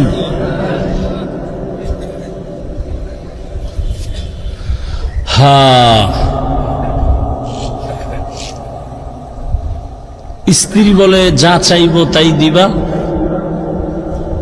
বলে হ্যাঁ তাই দিব। স্ত্রীও একেবারে সাধারণ মানুষ না, খুব ধর্মের জ্ঞান ট্যান আছে, ধৈর্য আছে। বারবার স্বামীকে বলে যা চাইবো দিবা? দিব, চাওয়া মাত্র দিব। বলে বুঝা খাও? হ্যাঁ বুঝা কইছি। ওয়াদা? বলে ওয়াদা। স্ত্রী পরীক্ষামূলক বলে আমাকে 3 তালাক দিয়ে দাও। স্বামীর মাথা ঠিক আছে নি? গরম হয়ে গেছে। বললা কি কই না ওয়াদা করলা, যা চাইবো তাই দিবা, দাও তালাক দাও। স্ত্রীর কথা শুই না স্বামী বলে কল্লা যেতে পারে, তালাক তোমাকে দিব না, কারণ তোমার মতো একটা আবেদা স্ত্রী পেয়ে আমার জীবন বড় ধন্য। দুইজনের মধ্যে একটু বাক বিতণ্ডার সমাধানের জন্য জামানার নবীর দরবারে রওয়ানা। হঠাৎ রাস্তার মাঝে গিয়া স্বামী বেচারা পড়ে গিয়া পাটা ভেঙে গেছে, চিৎকার দেয় বাঁচাও। স্ত্রী হাত ধরে বলে এত কাঁদো কেন? বলে পা ভেঙে গেল। এবার আল্লাহর বান্দি বলে নবীজি দরবারে যাওয়ার প্রয়োজন নাই, চলো আমরা উল্টা বাড়ির পথে চলো। বাড়ির মধ্যে যাইয়া স্ত্রী ডাক দিয়া বলে স্বামী আমারে দয়া করে মাফ করে দাও, আমার কথা আমি উড্ড করে নিলাম, তালাক চাই না। স্বামী ডাক দিয়া কয় বিবি আমার, নুজহাতুল মাজালিস নামক কিতাবে ধৈর্যের বয়ানের মধ্যে ঘটনাটা পাওয়া গেছে। ও বিবি, তালাক চাইলা কেন? আবার তুমি তালাক ফিরাইয়া নিলা কেন? তোমার কথা বলে শোনো স্বামী, তুমি রসুলের হাদিস কি শোনো নাই? রহমতের নবী বলছেন আল্লাহ যাকে বেশি ভালোবাসবেন মুসিবত দিয়া পরীক্ষা নিবেন। আমি তোমার ঘরে যত বছর সংসার করেছি একটা মুসিবত তোমার ঘরের মধ্যে আমি দেখি নাই। কোনদিন তুমি মুসিবতে পড়ে আহ শব্দ বলো নাই। আমি বুঝলাম যেখানে মুসিবত নেই সেখানে রহমত নাই, যেখানে রহমত নাই সেখানে আমিও থাকতে চাই না, তালাক চেয়েছ। হঠাৎ রাস্তার মাঝে গিয়ে তুমি পড়ে গেছো, তোমার পা ভেঙ্গে তুমি চোখের পানি ছেড়ে কান্না করেছ। মুসিবত, আমি বুঝতে পেরেছি রহমত নাজিল হয়েছে। মুসিবত আসছে, যেখানে মুসিবত আছে সেখানে রহমত আছে, আর যেখানে রহমত আছে আমিও সেখানে আছি। या इलाही मुझसे मुझको दूर कर, ताकि देखो मुझ में तुझको एक नजर। या इलाही तू मेरा माबूद है, या इलाही तू मेरा माशूक है। আল্লাহ যাকে বেশি ভালোবাসবেন তাকে মুসিবত দিয়া পরীক্ষা নিবেন। অন্য হাদিসের মধ্যে নবী বলেন আদ-দুনিয়া সিজনুল মুমিন ওয়া জান্নাতুল কাফির। দুনিয়াটা মুমিনের জন্য জেলখানা, বেঈমানের জন্য শান্তির জায়গা, বালাখানা। যত শান্তি দুনিয়ায় মুমিন কখনো শান্তি পাবে না, বেঈমান শান্তি পাবে দুনিয়ায়, মরার পরে অশান্তি শুরু হবে, শেষ হবে না। আর মুমিন কষ্ট করবে দুনিয়ায়, মরণ পরে এমন শান্তি শুরু হবে আর কোনোদিন শেষ হবে না। দুনিয়ায় শান্তি, পরকালে কষ্ট বেঈমানের জন্য। দুনিয়ায় কষ্ট, পরকালে শান্তি মুমিনের জন্য। তবে মুমিন যদি আল্লাহর উপরে ভরসা করে, যদি একটু আখেরাতের লাইনে আগাইতে থাকে, দুনিয়ায় বান্দা সম্মান পাবে, বোনাস। কি সমস্যা ভাইরা আমার? আল্লাহ যাকে বেশি মোহাব্বত করেন তাকে মুসিবত দিয়া পরীক্ষা নেন। এইরকম হাজার উদাহরণ যদি টানি সারা রাত চলে যাবে। আমার রহমতের নবী, যার কোনো গুনাহ নাই, সন্দেহ করলে ঈমান চলে যাবে। আল্লাহ যাকে স্পেশাল করে বানাইছেন, মুসা নবী আল্লাহর বন্ধু, ঈসা নবী আল্লাহর। এই উঠা বসা করেন কেন? উঠার ব্যারাম থাকলে ঢুকছেন কেন? বাহিরে দাঁড়ায় দাঁড়ায় বয়ান শুনতেন, বিড়িটাই না আবার আসতেন। এত বুঝানোর পরেও নিজেরও ক্ষতি করেন, উম্মতেরও ক্ষতি করবেন। আপনার দীর্ঘ টাইম বসার অভ্যাস না থাকলে আপনি কেন বসেন ভিতরে? আপনি বাহিরে চেয়ার দিয়ে বসে বসে বয়ান শুনেন। আমি তো শুরুতেই বলছি, আমি বয়ান তো ওই গতানুগতিক ওই বক্তা হিসাবে বয়ান করি না, কলিজার ভালোবাসা দিয়ে বয়ান করি। মুখস্থ বয়ান না, আল্লাহর উপরে ভরসা করে বলতেছি। কি বয়ান করব তা তো আমি রেডি করে আসি নাই। আউযুবিল্লাহ ঢুকছি, জেহেন ঘুরাইছি, কি আয়াতটা পড়ব। এই বছর এই আয়াত দিয়ে বয়ান শুরু করি না, আজকে পড়ে ফেললাম। আজকে এই আয়াতটা নতুন পড়লাম, অন্য বছর এই আয়াতের উপরে অনেক বয়ান করেছে। এরপরে আয়াতের উপরে কি বয়ান হবে তাও তো আমার জানা নেই। একের পর এক কথা আসতেছে আসতেছে আসতেছে। বক্তার এলেমের বাহাদুরিতে বয়ান হয় না, ভালো করে মনে রাখবেন। ছোট ছোট কিছু কথা বলি মনে রাখবেন। বক্তার আমল আর এলেমের বাহাদুরিতে ওয়াজ হয় না। এর মূল চাবি আল্লাহর রহমত আর অন্তরে শ্রোতাদের অন্তরের ভালোবাসা, মোহাব্বত। এই দুইটা এক থাকলে বয়ান হয়। আপনারা আমার বয়ান বের করার ফোকাস। এখন ওইটা বুঝাইতে গেলে আরো যাইবে 20 মিনিট। একজন উঠছে, দিছে ব্যাস লাগায়, আমার নজর তো চারোদিকে। কে হাত উঠায়, কে বসে, কে ঘাড় এদিক সেদিক করে, নজর তো দিক চলে যায়। পারি না, আমার অভ্যাসই নেই, করুন না বয়ান। আপনারা শুনতে চান না, আমার ঠেকাটা কি? হেদায়েতের মালিক তো কোনো বান্দার হাতে আল্লাহ চাবি দেন নাই, তা তো পেরেশানি কেন? বৈশেই তো সেই বয়ান করছে। রসুলের মতো ব্যক্তির বয়ানে আবু জাহিল্লা বাচ্চা যদি কালেমা না পড়ে, আমি কে? রসুলের বয়ান, যার চেহারা দেখলে গুনাহ মাফ, সেই রসুলকে টানা 13 বছর দেখার পরে যে বেঈমান কালেমা পড়ে না, আমি কে? আমি তো মানুষই না। বক্তা হয়েছি ঠিক, মাওলানা হয়েছে ঠিক, মানুষ হতে পারি নাই। মানুষ হওয়া ভিন্ন জিনিস। আর রহমান আল্লামাল কুরআন খালাকাল ইনসান, এই বয়ান যেখানে করেছি সেখানে বলেছি মানুষ কাকে বলে। আল্লাহ বলছেন মানুষ কারা? এই মানুষ আল্লাহর কাছে মানুষ না, আল্লাহর দরবারের মানুষগুলো আলাদা। কোন মানুষ? আল্লাহ বলে দিছেন আর রহমান আল্লামাল কুরআন খালাকাল ইনসান। বিস্তারিত এখানে আলোচনা। আল্লাহর কাছে কোন মানুষ জান্নাত পাবে? মাগরিবের পরে বয়ান করছি গোপালগঞ্জের একটা এলাকায়, ভরপুর মানুষ। সেখানে একটা হাদিস বলছি, যেহেতু কথা টানে চলে আসছে 1 মিনিটে শুধু একটু বলতেছি। আবু হুরায়রা রাদিয়াল্লাহু তাআলা আনহু থেকে একটি সহিহ হাদিস বর্ণিত। হাদিসের হাও জানে না, সহিহ সহিহ লাফায়। রসুল কোনদিন বলে যান না এই হাদিস সহিহ, এটা সহিহ না।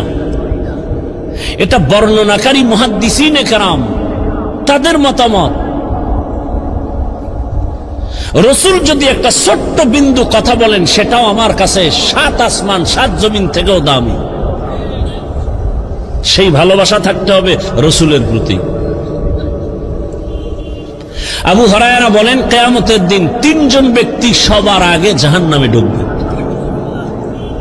সবার আগে 3 জন। 3 জন মানে 3 দল। কয় দল? 3 দল। কিন্তু ব্যক্তি হিসাবে উল্লেখ 3 জন। কেমন 3 জন? দুনিয়ার সব জ্ঞানীরা বলবে এরা 3 জন জান্নাত যাবে বিনা হিসাবে। কিন্তু আবু হুরায়রা বলেন, রসুল বলেছেন 3 জন সবার আগে জাহান্নামে ঢুকবে। আবু হুরায়রা এই হাদিসটা বলতে গিয়া একজন সাহাবীকে শুনাইতে গিয়া 3 বার বেহুশ হয়ে গেছেন।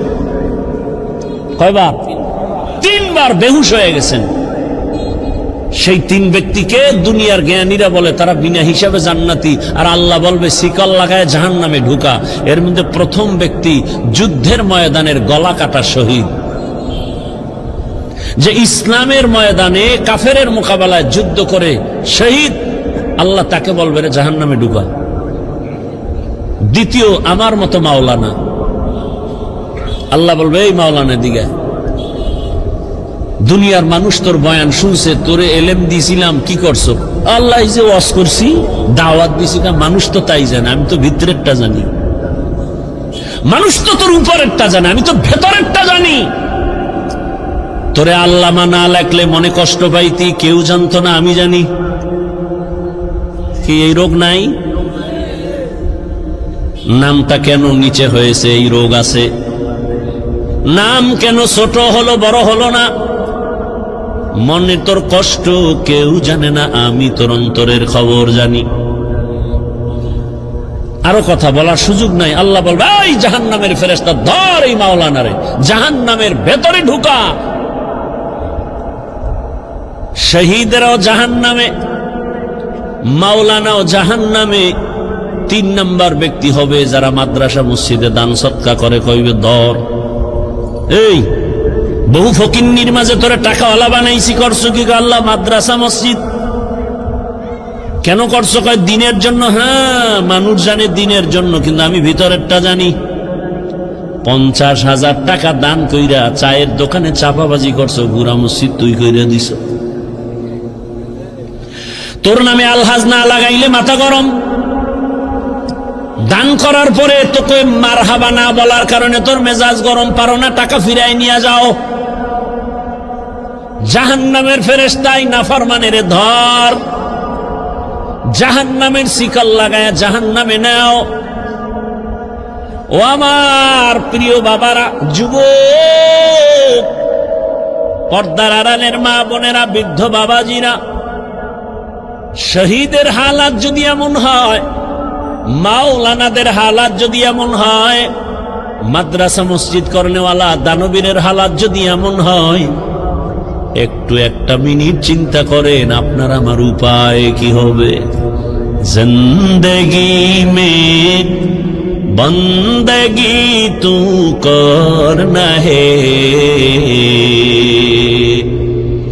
जिंदगी में बंदगी तू करना है, जिंदगी बे बंदगी शर्मिंदा है, जिंदगी बे बंदगी शर्मिंदा है।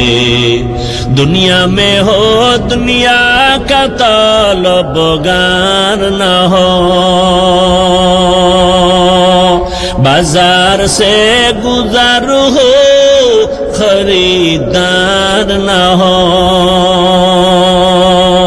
ये दुनिया एक मिसले कागज फूल है, ये दुनिया एक मिसले कागज फूल है। जिंदगी में बंदगी तू करना है,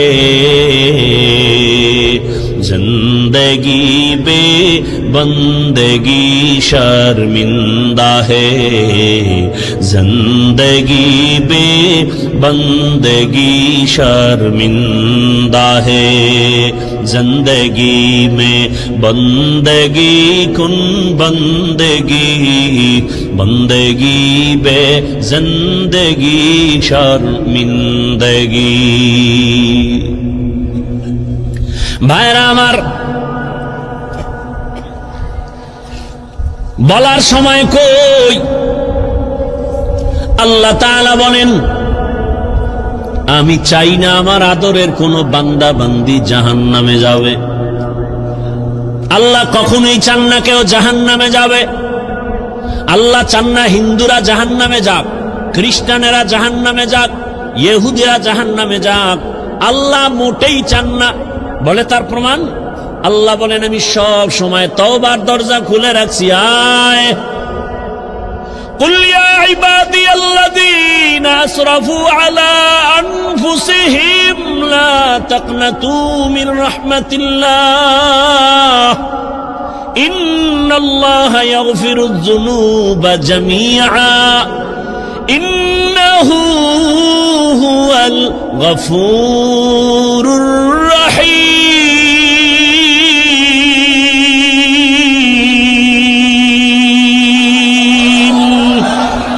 कर तवक्कुल मी हर सुबह शाम मेरा साना रिस्क तू अज़ला मकाम जुज़बा हक़ची ज़े मखाअज इंसुजा फज़ले उआ मस्ते दर जुमला जहा। আল্লাহ বলেন, ও আমার প্রিয় বান্দা বান্দিরা, আয় আমার দরজা খোলা। কি পরিমাণ গুনাহ করেছো? বান্দা বলে 40 বছরের গুনাহ তো বিশাল, হিমালয় পাহাড়ও ছাড়ায় গেছে আমার গুনার এত বড় স্তূপ। আল্লাহ কয়, তুই যদি আসমান বরাবর গুনাহ করে ফেলো, বিশাল বড় লবণের পাহাড়। কিসের পাহাড়? লবণের বিশাল বিশাল বড় পাহাড়। যত বড় বড় লবণের পাহাড়, একটু যদি সমুদ্রের পানি ধাক্কা লাগায়, লবণের পাহাড় বিলীন হতে কয় হাজার বছর লাগবে? বলছি না সত্য কথা, জবাব দিয়েন ভালো করে। কয় মাস? মুহূর্তের মধ্যে সমুদ্রের পানির ধাক্কায় লবণের পাহাড় যেমন বিশাল পাহাড়। কোন কাজের লোকেরা যদি বলি, তোমরা 500,000 মানুষ কাজ করে লবণের পাহাড়, এখান থেকে তুমি তাড়াতাড়ি সাতক্ষীরায় নিয়ে যাও, সময় লাগবে নি? বুঝে না, অনেক সময়।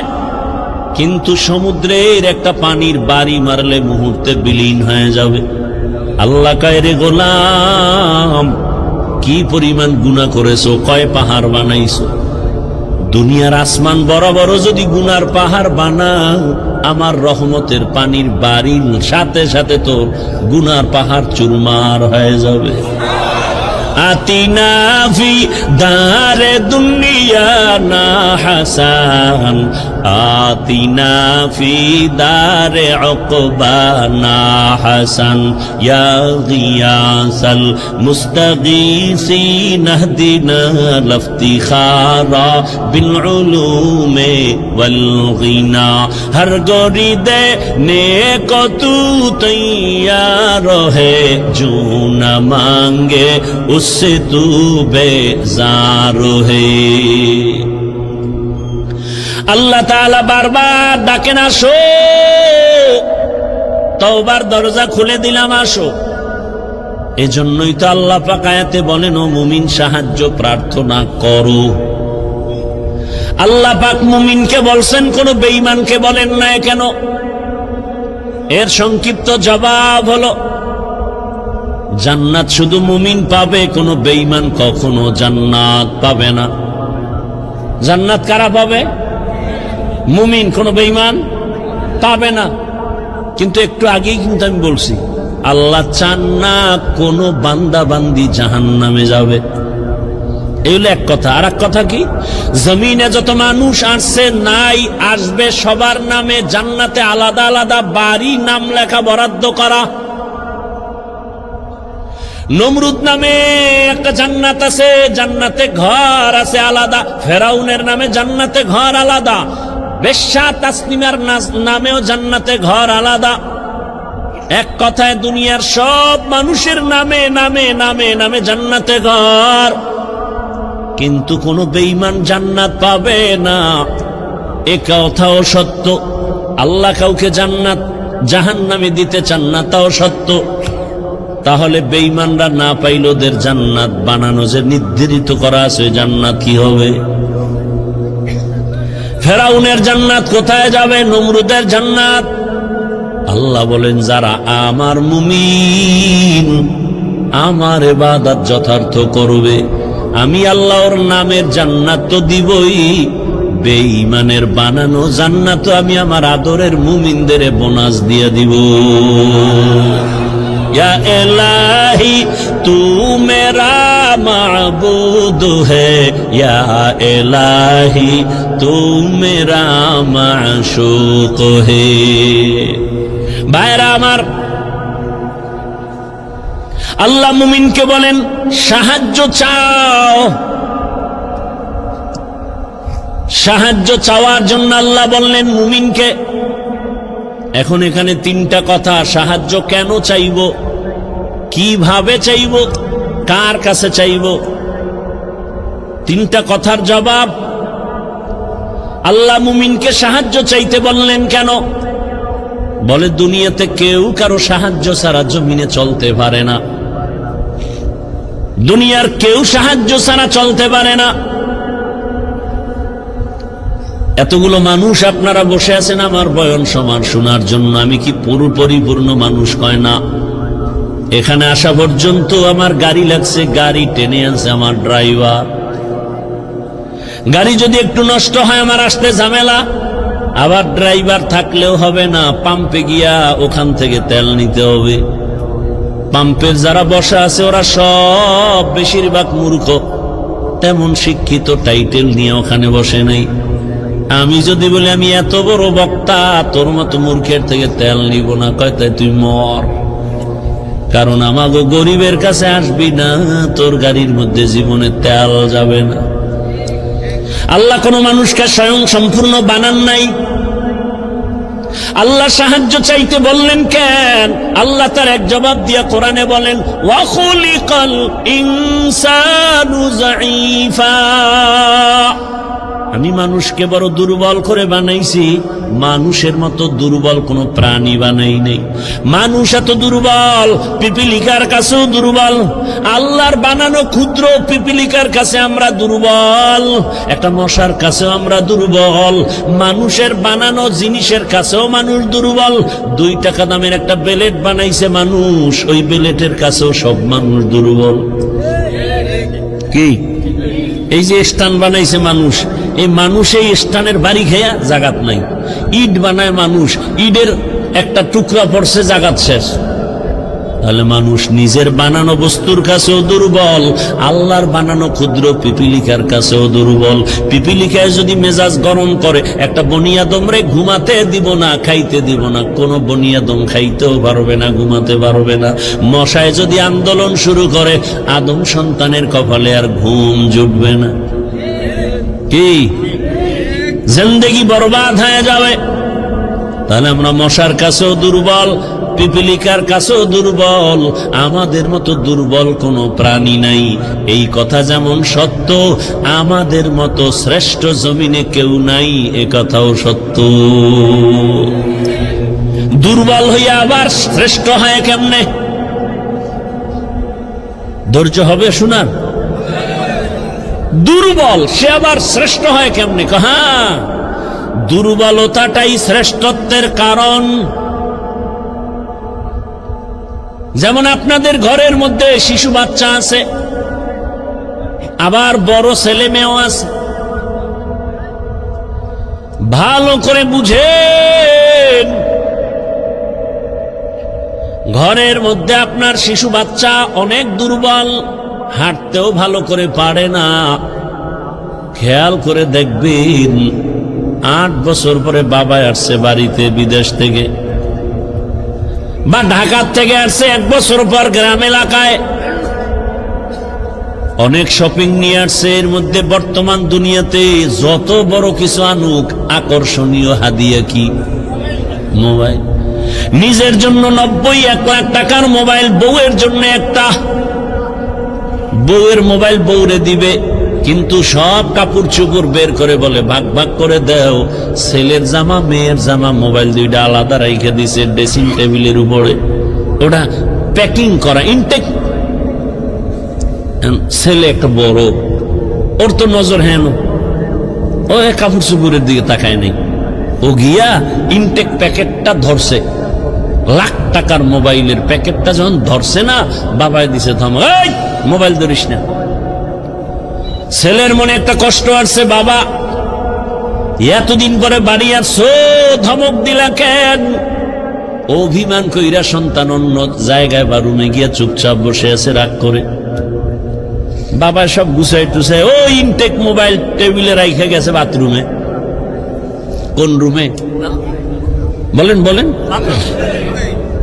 আমরা বাথরুম, শিক্ষিত ভদ্র যারা, এরা বাথরুম কয় না, কি কয়?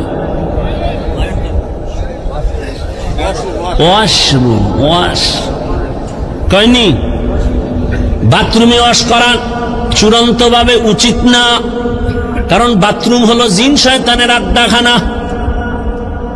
বাথরুম কখনো ওয়াশরুম হতে পারে না। একান্ত যদি আপনার বাথরুম ওয়াশরুম বানাতে হয়, মাঝখানে পার্টিশন লাগাইয়া দেন, বাথরুম আলাদা থাকবে, ওয়াশরুমে আপনি ওযু বানাবেন, যা করবেন, ওয়াশরুম আলাদা, পর্দা লাগাইয়া দেন। না হয় আরো উত্তম হবে, বাথরুম আলাদা থাকবে, আপনার ওয়াশরুম থাকবে আলাদা। কি কমু, কারে কমু? দুনিয়ার সব মিস্ত্রিগুলো সব এক নায়কতন্ত্র ভাবে বেসিনটা দিয়ে তুইবে বাথরুমের ভিতরে। এরপরে কমর তো সব চেয়ার হাই, লো কমর নাই, সব চেয়ারে বয়ে বয়ে বয়ে বয়ে টেলিভিশন দেখবে বাথরুমের ভিতরে। কি আর বলবো? ওয়াশরুম নয়, বাথরুম তো বাথরুম, সেটা ওয়াশরুম হয় কিভাবে? আমাদের অনেক ওলামায়ে কেরামের বিরুদ্ধাচরণ করেন, উচিত না। বাথরুমে খালি পায়ে যাওয়া যাবে না, খালি মাথায় যাওয়া যাবে না, তো অ্যাক্সিডেন্ট হবে, দুর্ঘটনা হবে, কারণ জিনের আড্ডাখানা প্রত্যেকটা বাথরুম। খুব খেয়াল করিয়েন, ওলামায়ে কেরাম থাকলে ভুল হলে ধরায় দিয়েন, জায়গায় দাঁড়ায় যাবেন। কিন্তু আপনি ওয়াশরুমে যদি খালি পায়ে যান, খালি মাথায় যান, বাধা নাই, বাথরুমে যাওয়া নিষেধ, খালি পায়ে যাওয়া যাবে না। এবং সেখানে ঢুকতে কিন্তু নিয়ম আছে, বাম পা দিয়া ঢুকবা, ডান পা দিয়া বের হওয়া। ওয়াশরুমের এই কিন্তু নিয়ম নাই। যাক, অনেক কথা, কি কথার থেকে এখানে আনছি? নো, এর আগের কথা কি?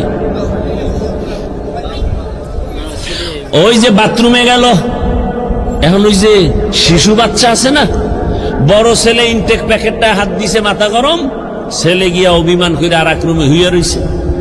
এদিকে বাবায় ওয়াশরুমে যাওয়ার পরে ছোট বাচ্চাটাই ওটারে আস্তে আস্তে করে খুলছে, খুইলে এবার ওটার থেকে বের কইরা, এটা তো ডাইন বাম বুঝে না, এমন জোরে একটা আছাড় দিছে ফ্লোরে, জায়গাত 1 লাখ নাই। বাথরুমে বাবায় আওয়াজ পায়, মাথা গরম, দরজাটা খুইলা দেখে আকাম কে করছে, ছোট বাচ্চা, কলিজার টুকরা। বাবায় কিছু কয় না, খালি চোখ গরম করছে।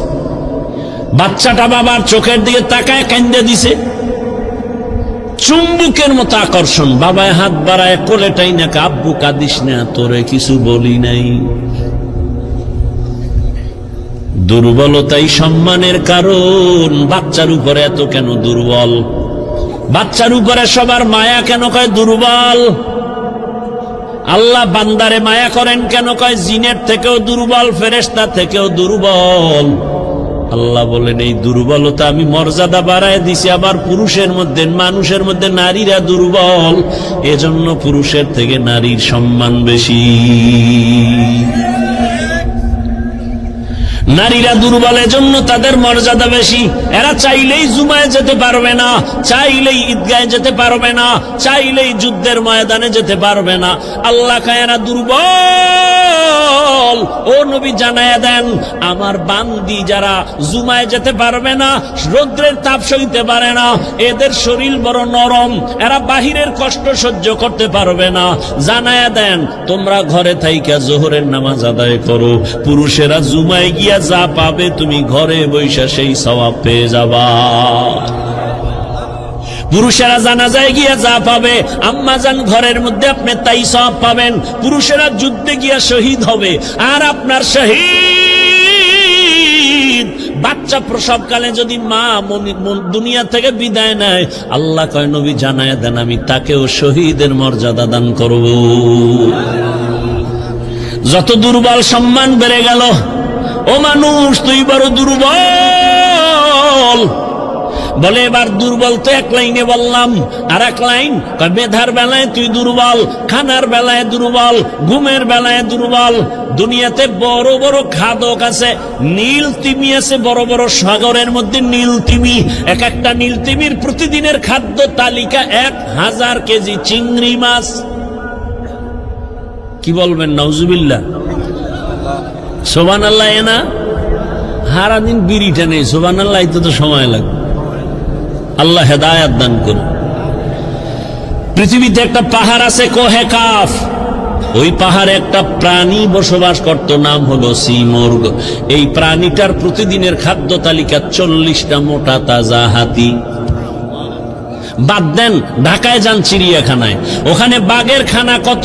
বাঘের প্রতিদিনের খাদ্য তালিকায় লেখা 17 কেজি গোশত প্রতিদিন একটা বাঘের খাদ্য। আপনাকে এই থানায় কেউ পারবে 3 বেলায় 17 কেজি গোশত মারতে পারবে? না পারলেও কয় হুজুর ধাক্কা ধাক্কিটা চলে খাওয়ার জন্য। ডাক্তার বলছে মিষ্টি খাবি না, হারাম মরবি। হে সবে বরাতে মসজিদে গেছে মিষ্টি খাওয়ার জন্য, খাইতেই হবে। ডাক্তারের মানা নাই, আবার বাচ্চা একটা লগে লয়ে গেছে, নিছো ভালো কথা, তোমার বন্টনে একটা প্যাকেট, সে বাচ্চাটাও নিছে, এবার ফাঁক দিয়ে আর একটা প্যাকেটের জন্য হাত দিছে। আরেকজনে পিছন দিয়ে দেখে যে আমি একটাই ভাইনো, 2টা নেওয়ার পরে আরেকটা টানে, ওর হাতের ডাক্তারে টান দিছে, টান দিছে, লাগছে দুইজনে কিলাকিলিতে প্যাকেট সব পায়ের তলে ভর্তা। শেষ পর্যন্ত চাইয়ে দেখে এই কিলাকিলির মধ্যে মসজিদে কেউ নাই, ওরা 2জন ছাড়া। মসজিদ থেকে বাইরে রাখা মিষ্টিও গেছে, জিন্দেগি বরবাদ, এই মসজিদে আমুনা, মিষ্টির প্যাকেট ঠিক মতো পাইলাম না কেন? এর নাম নফসে খাওয়ামা। নফস 3 প্রকার, আর বাঙালির একটা নফস বেশি আছে, এটার নাম খাওয়ামা। এটা শুধু খানা চায়। আর এমনি আল্লাহর ভাষায়, ইসলামের পরিভাষায় নফস 3 প্রকার, আম্মারা, লাওয়ামা, মুতমাইন্না। আর বাঙালির আর একটা বেশি। আল্লাহ হেদায়াত দান করুন। একজনে বলে রাস্তা দিয়ে রওনা হয়েছে, আর এক ভদ্রলোক আল্লাহ ভক্ত, সে মেহমান ছাড়া খানা খায় না। তাজগো আরে পাইয়া লাইছে, ভাই মেহমান আনলেই বরকত, ঘরে আসলেই বরকত, রসুলের হাদিস। এখন সেই সময়ের খাদ্য বড় প্রধান রুটি। মেহমান আসছে তো একটু গোশতের আয়োজন করি, তো রুটি আইনে দিয়া গোশত আনিয়ে দেখে যে রুটি খাইয়া লাইছে মাঝখানে। কি করবো, ওদিকে রুটি বাজতে দেরি, গোশত আনতে দেরি, বা গোশত দিয়ে আবার রুটি আনতে গেছে, রুটি বানাইয়া রেডি করে আনতে দে গোশত নাই। এইভাবে 10 বার আপ ডাউন করণে কি পরিমাণ রুটি ভিতরে ঢুকছে, ওদিকে পাতিল খালি। পরে জিজ্ঞাসা, ভাই আপনি যাইবেন কই? ডাক্তারের কাছে। কেন? কয় রুচি নেই। ভদ্রলোক কয়, ভাই আল্লাহ রাস্তায় আপনি যান তাড়াতাড়ি, তবে অনুরোধ এই পথ দিয়ে আর ফেরত আইয়েন না। গরতাওয়াকুল মিকুনিহার সবহ শাম মীরা সানদ রিজকে তু আজলা মাকাম। কত রাত ঘুম মারলেন? আল্লাহর দিনের জন্য একটু ঘুম কমাবেন, একটু কম ঘুম হবে। এতটুকু ধৈর্য হচ্ছে না, আমিও ছেড়ে দিব, অনেক দূরে যেতে হবে। আর 10 মিনিটে আমি শেষ করবো ইনশাআল্লাহ। ধৈর্য হবে না আগেই দোয়া করে দিব? আলোচনা করলে আমার আরো অনেক আলোচনা আছে শুধু আয়াতের উপর। আপনাদের ধৈর্য হচ্ছে না, আর আমারও হয় না। কত আর আল্লাহর দেওয়া বাঁশি আর কত বাজবে? ওগো নবীর উম্মতেরা,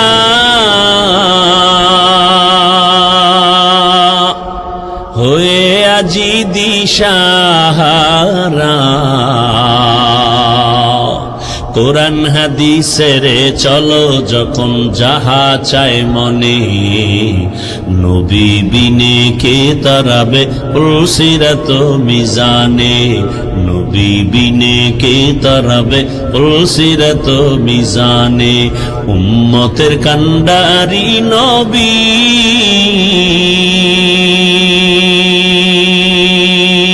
কাঁদছেন উম্মতের লাগি,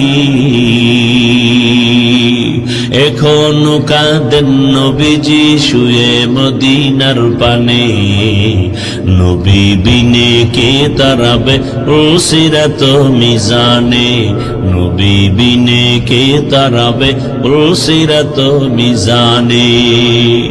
ও আমার কলিজার যুবক বাবারা, ও বৃদ্ধ বাবাজি, পর্দার আড়ালের মা বোনেরা,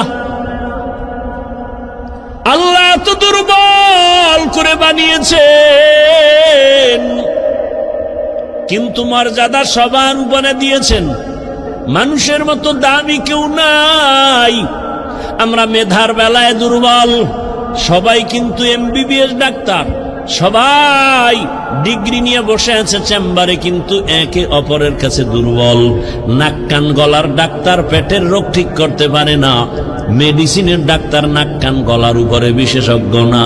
আল্লাহ এক একজনের এক এক সাইড আগায় দিছে, এক সাইড দুর্বল রাখছে, যেন অহংকারী করার সুযোগ না পাও। আমি কোরআনের বয়ান করি, কিন্তু ফতুয়ার কাজ আমার না। ফতুয়া দেওয়ার বেলা আমি মুফতি সাহেবের কাছে দুর্বল। দেখছেননি কারবার? দুনিয়ার সব একে অপরের কাছে দুর্বল। আল্লাহ এত দুর্বলতা দিয়ে বানাইলেন। এদিকে দুনিয়ার জমিনে যে আমি জান্নাতের পথে আগাবো, দুনিয়ার জমিনটাও বড় ভেজালওয়ালা, দুর্বল।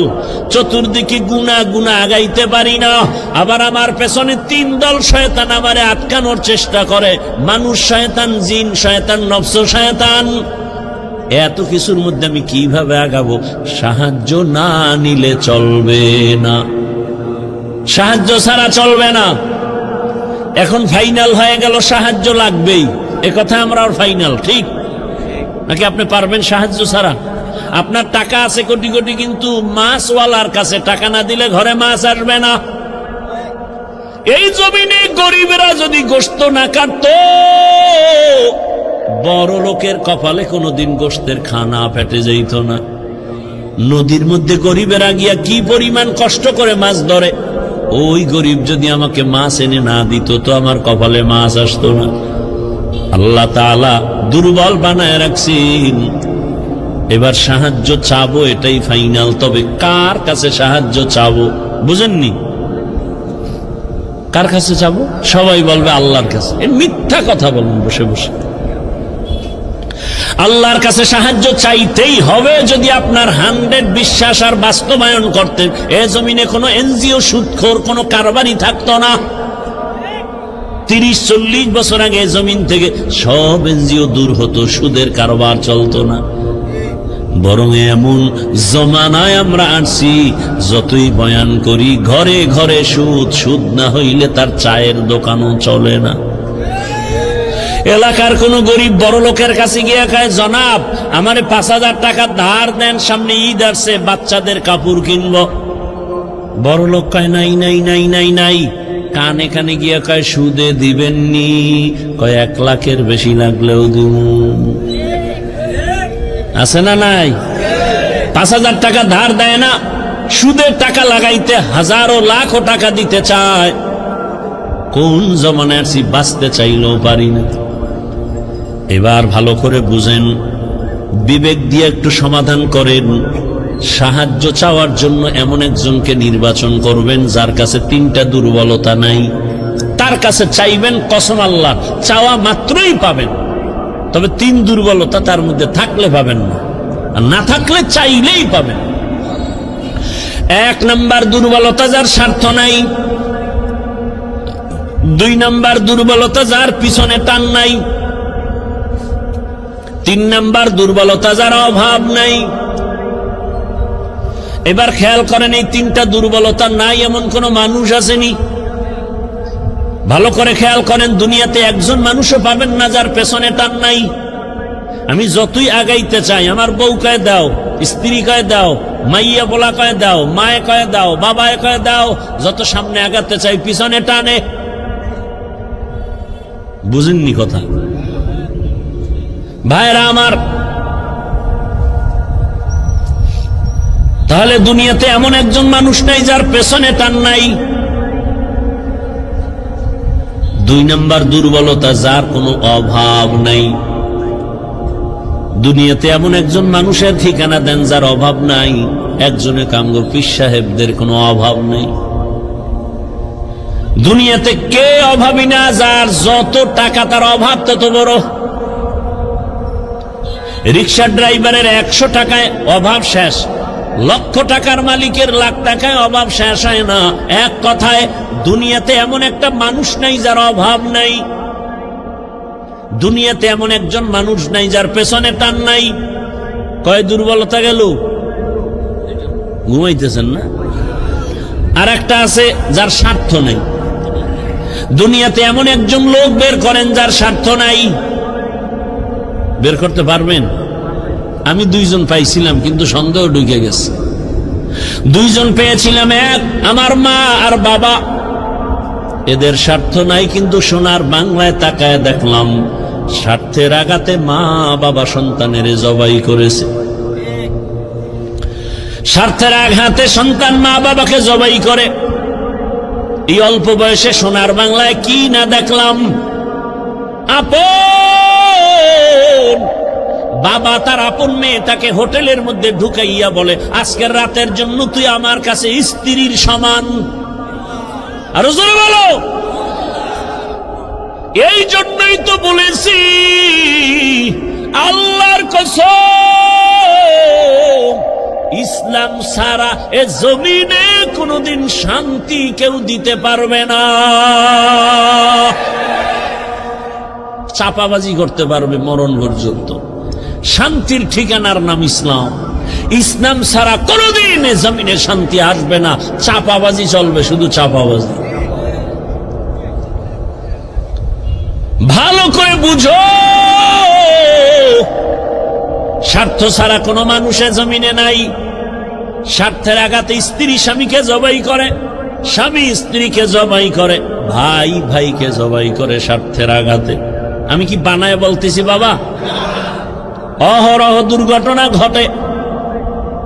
এইবার হিসাব শেষ, গোড়ায় হিসাব করে দেখবেন একজন পাওয়া যায় যার পেছনে টান নাই, অভাব নাই, স্বার্থ নাই। তিনি কে? তিনি কে? ইয়া আইয়ুহান নাস আনতুমুল ফুকারাউ ইলাল্লাহ ওয়াল্লাহু হুয়াল গানিয়্যুল হামিদ।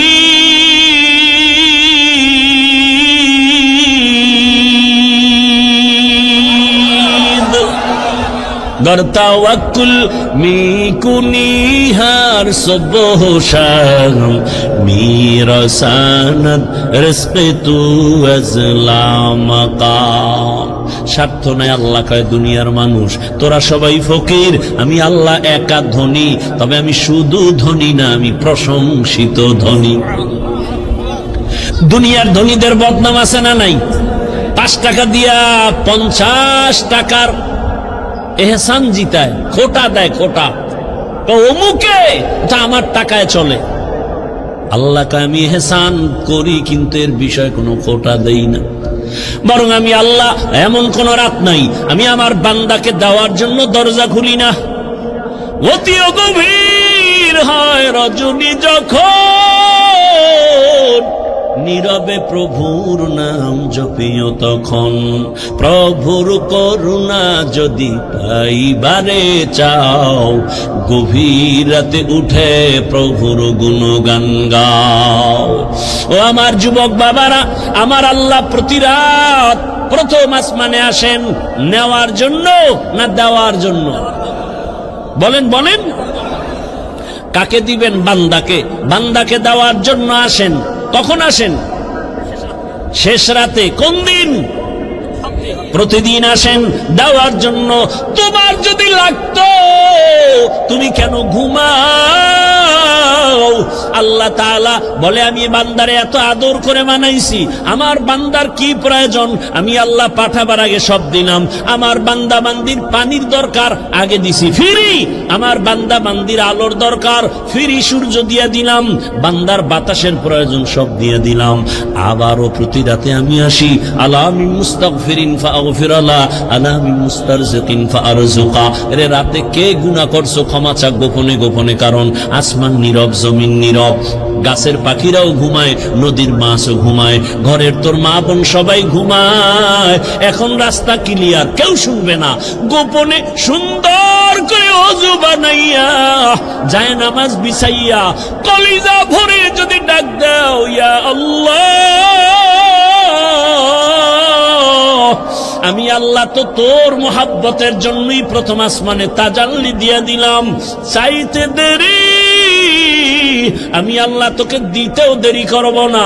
কত গভীর রাতে আল্লাহর নবী বলেন, আমি রাতের বেলা ঘুমায়ে গেলাম এশার নামাজ পড়ে, হঠাৎ আমার কাঁচা ঘুমের মধ্যে কান্নার আওয়াজ আসতেছে, আমার কানের মধ্যে ঘুম ভেঙে গেল। এই রাতে কে কাঁদে আর আমার ঘুম ভাঙলো? নবী বলেন, আমি উঠলাম, নজর করে দেখলাম আমার মাথার পিছনেই তো মসজিদে নববী। আমি দেখি ওখানে একজন আল্লাহর বান্দা রাতের গভীরে নামাজে দাঁড়ায় দাঁড়ায় কান্না করে। আমি দরজার কিনারায় অপেক্ষা করি, নামাজ শেষ। আমি ভাবতেছি মনে হয় অন্য কেউ, তাকায় দেখি না না, জান্নাতের 1 নাম্বার সাহাবী আবু বকর নামাজে দাঁড়ায় গভীর রাতে কান্না করে। আমি আবু বকরকে দেখলাম, আবু বকর আমারে দেখে চমকে উঠলেন, ইয়া রাসূলুল্লাহ, এ গভীর রাত আপনি কি ঘুমান নাই? বলে, তোমার কান্নায় ঘুম ভেঙে গেল। ও আবু বকর, তুমি কাঁদলা কেন? আবু বকর বলেন, ইয়া রাসূলুল্লাহ, মালিকের আদালতে কেমনে দাঁড়ায়া হিসাব দিব সেই ভয়ে কান্না করতেছিলাম। আমার আল্লাহর আদালতে কেমনে দাঁড়াবো? নবী বলেন, কেন? আপনার তো জান্নাতের টিকিট রেডি, 10 জনের প্রথম আপনি। আবু বকর বলেন, ইয়া রাসূলুল্লাহ, আরে আমি আবু বকরের থেকে টিকিটের পাওয়ার তো নবীদেরটার বেশি, কিন্তু আপনিই তো বয়ান করেছেন হাসরের ময়দানটা ভয়ঙ্কর হবে, জমিনটা পুরা জমিন হবে হাসরের মাঠ, সূর্যটা নিচে চলে আসবে, সূর্যের গরম, মাটির জমিন তামা হয়ে যাবে। ওদিকে জাহান্নামের চিৎকারের আওয়াজ, জাহান্নাম চিল্লায় বলবে, হে মালিক, বেনামাজি গুলো কই? গুনাহগার গুলো আমার পেটের মধ্যে দাও, আমার পেটের মধ্যে ক্ষুধা। নবী, আপনিই তো ভয়ঙ্কর হালাতের কথা বলছেন, জাহান্নামের চিৎকারে হাসরের ময়দানটা থরথর করে কেঁপে উঠবে। এমনকি আমার আল্লাহ রাগ হয়ে আওয়াজ দিবেন, লিমানিল মুলকুল ইয়াউম লিল্লাহিল ওয়াহিদিল কাহ্হার।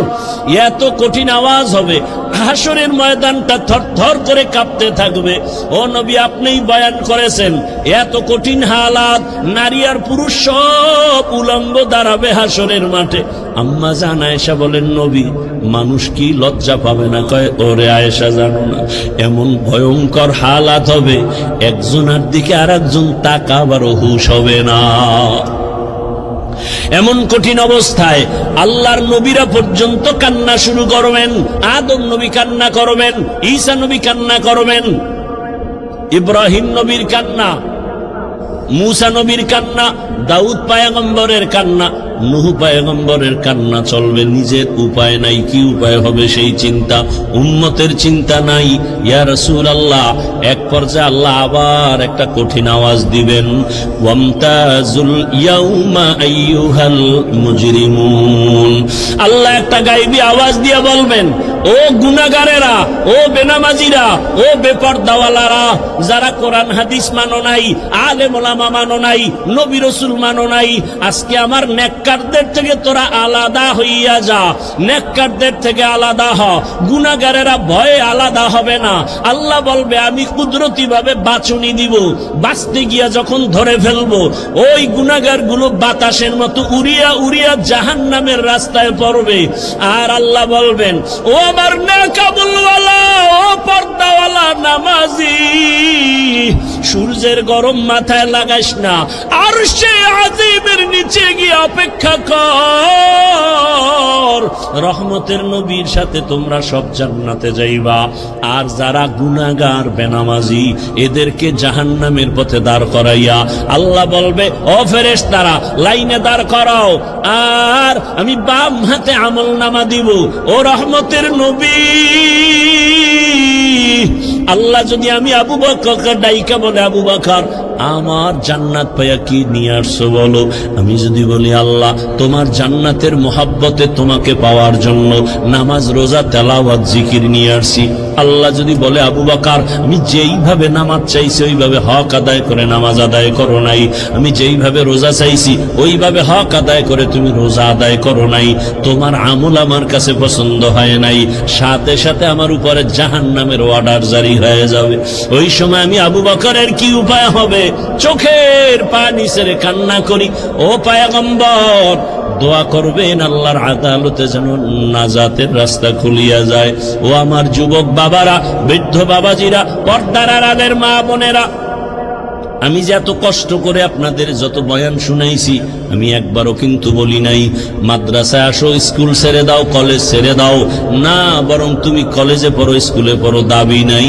তুমি ডাক্তার হও, ইঞ্জিনিয়ার হও, প্রফেসর হও, এসপি হও, ডিসি হও, এমপি মন্ত্রী যাই হও না কেন, অনুরোধ করি বাবা তোমার মতো কত যুবক স্কুল কলেজে ভরিয়াও নামাজ ছাড়ে না, দাড়ি কাটে না। নিজের বিবেকটাকে জিজ্ঞাসা করো তোমার কপাল কেন খারাপ, তুমি পারো না কেন? তোমার মতো কত যুবক রাস্তায় গাড়ি চালায়, 5 বেলার নামাজ পড়ে নাই, বলো তুমি কেন পারবা না? তোমার মতো যুবক র্যাব আর্মি পুলিশ বিডিআর চাকরি করে নামাজ পড়ে, তুমি কেন পারো না? তোমার মতো যুবক তাকায় দেখো, নদীর মধ্যে মাছ ধরে নামাজ পড়ে, কৃষি কাজ করে নামাজ পড়ে। নিজেকে জিজ্ঞাসা করো তোমার কপালে কার বরদোয়া লাগছে, মা বাবার নাকি শিক্ষকের নাকি উলামায়ে কেরামের? না হয় তোমার মতো যুবক যদি দুনিয়ার সব লাইনে চাকরি করে, ব্যবসা করে, নামাজ পড়ে, তুমি পারো না কেন? ও পর্দার আড়ালের আম্মা জানেরা, আপনার মতো কত মা এই এলাকায় এখনো খুঁজলে পাওয়া যায়, বেপর্দায় চলে না, নামাজ ছাড়ে না, মোবাইলে সময় নষ্ট করে না। ও আম্মা জানেরা, বোনেরা, মনটা কি চায় না একজন আদর্শমান ডাক্তারের মা হয়ে যাবেন?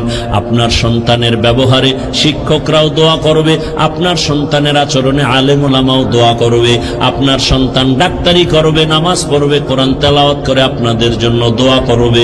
এরে আম্মা জান, যদি এমন চান আপনাকে আদর্শবান হতে হবে, আর জমিনে রহমতের নবীর আদর্শ থেকে সুন্দর আদর্শ আর নাই।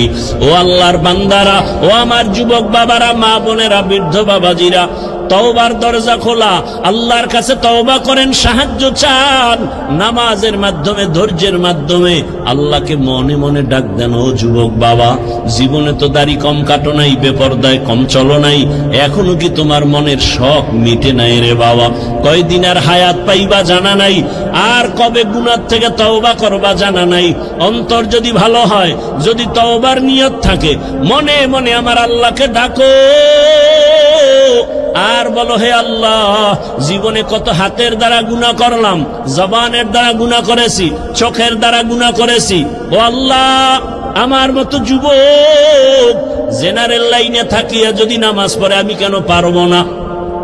আল্লাহ তুমি বুঝি বেজার হয়ে গেছো, আজকে থেকে তওবা করতেছি, মরিয়া গেল আর নামাজ ছাড়বো না, দাড়ি কাটবো না, বেপরদায় চলবো না, মা বাবার দোয়া নিয়া, শিক্ষকের দোয়া নিয়া, উলামায়ে কেরামের পরামর্শ নিয়া, রসুলের আদর্শ মেনে চলবো। আর আলেমদের মহাব্বত অন্তরে নেও, কারণ এই উলামায়ে কেরাম তোমার জন্য চোখের পানি ছেড়ে আল্লাহর কাছে দোয়া করে, গোটা উম্মতের হেদায়াতের জন্য দোয়া করে।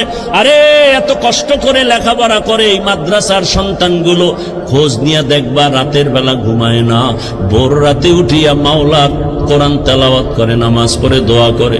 এলাকায় শান্তি দাও, অসুস্থ রোগীদের সুস্থ বানাও। ওই উলামায়ে কেরামের দোয়া নিয়ে চলিও রে যুবক। আর উলামায়ে কেরাম যেখানে তৈরি হয় ওদিকে তোমার অন্তরটা নরম রাখিয়া পারলে সহযোগিতা করিও। আর আল্লাহকে বলিও, আল্লাহ, আলেম হইতে পারি নাই, একজন আলেমের সহযোগী হতে চাই, একটু সহযোগিতাও করিও। আল্লাহর মহাব্বতে কোরআনওয়ালাদের সহযোগিতা করা, জীবন তোমার দুনিয়াতেও কামিয়াব হবে, পরকালেও কামিয়াব হবে। খবরদার এমন অন্তর যেন না হয় যে কোরআনওয়ালাও হতে পারলা না, কোরআনওয়ালাদের খেদমতেও তুমি আসতে পারলা না, এমন বদনসিব যেন তোমার না হয়।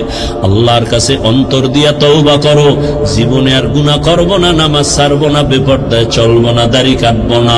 তওবা করার মতো যদি অন্তর তৈরি হয়, মুনাফিকি না থাকে, খাঁটি তওবার নিয়তে দুটো হাত আল্লাহকে দেখায়া দাও। আয় আল্লাহ, হাতগুলো কবুল করে নেন, তওবা কবুল করে নেন, তওবার উপরে মজবুত হইয়া চলার তৌফিক দান করেন। আমিন। আলহামদুলিল্লাহি রাব্বিল আলামিন, ওয়াসসালাতু ওয়াসসালামু আলা সাইয়্যিদিল আম্বিয়া ওয়াল মুরসালিন وعلى آله وأصحابه أجمعين يا أرحم الراحمين يا أرحم الراحمين يا أرحم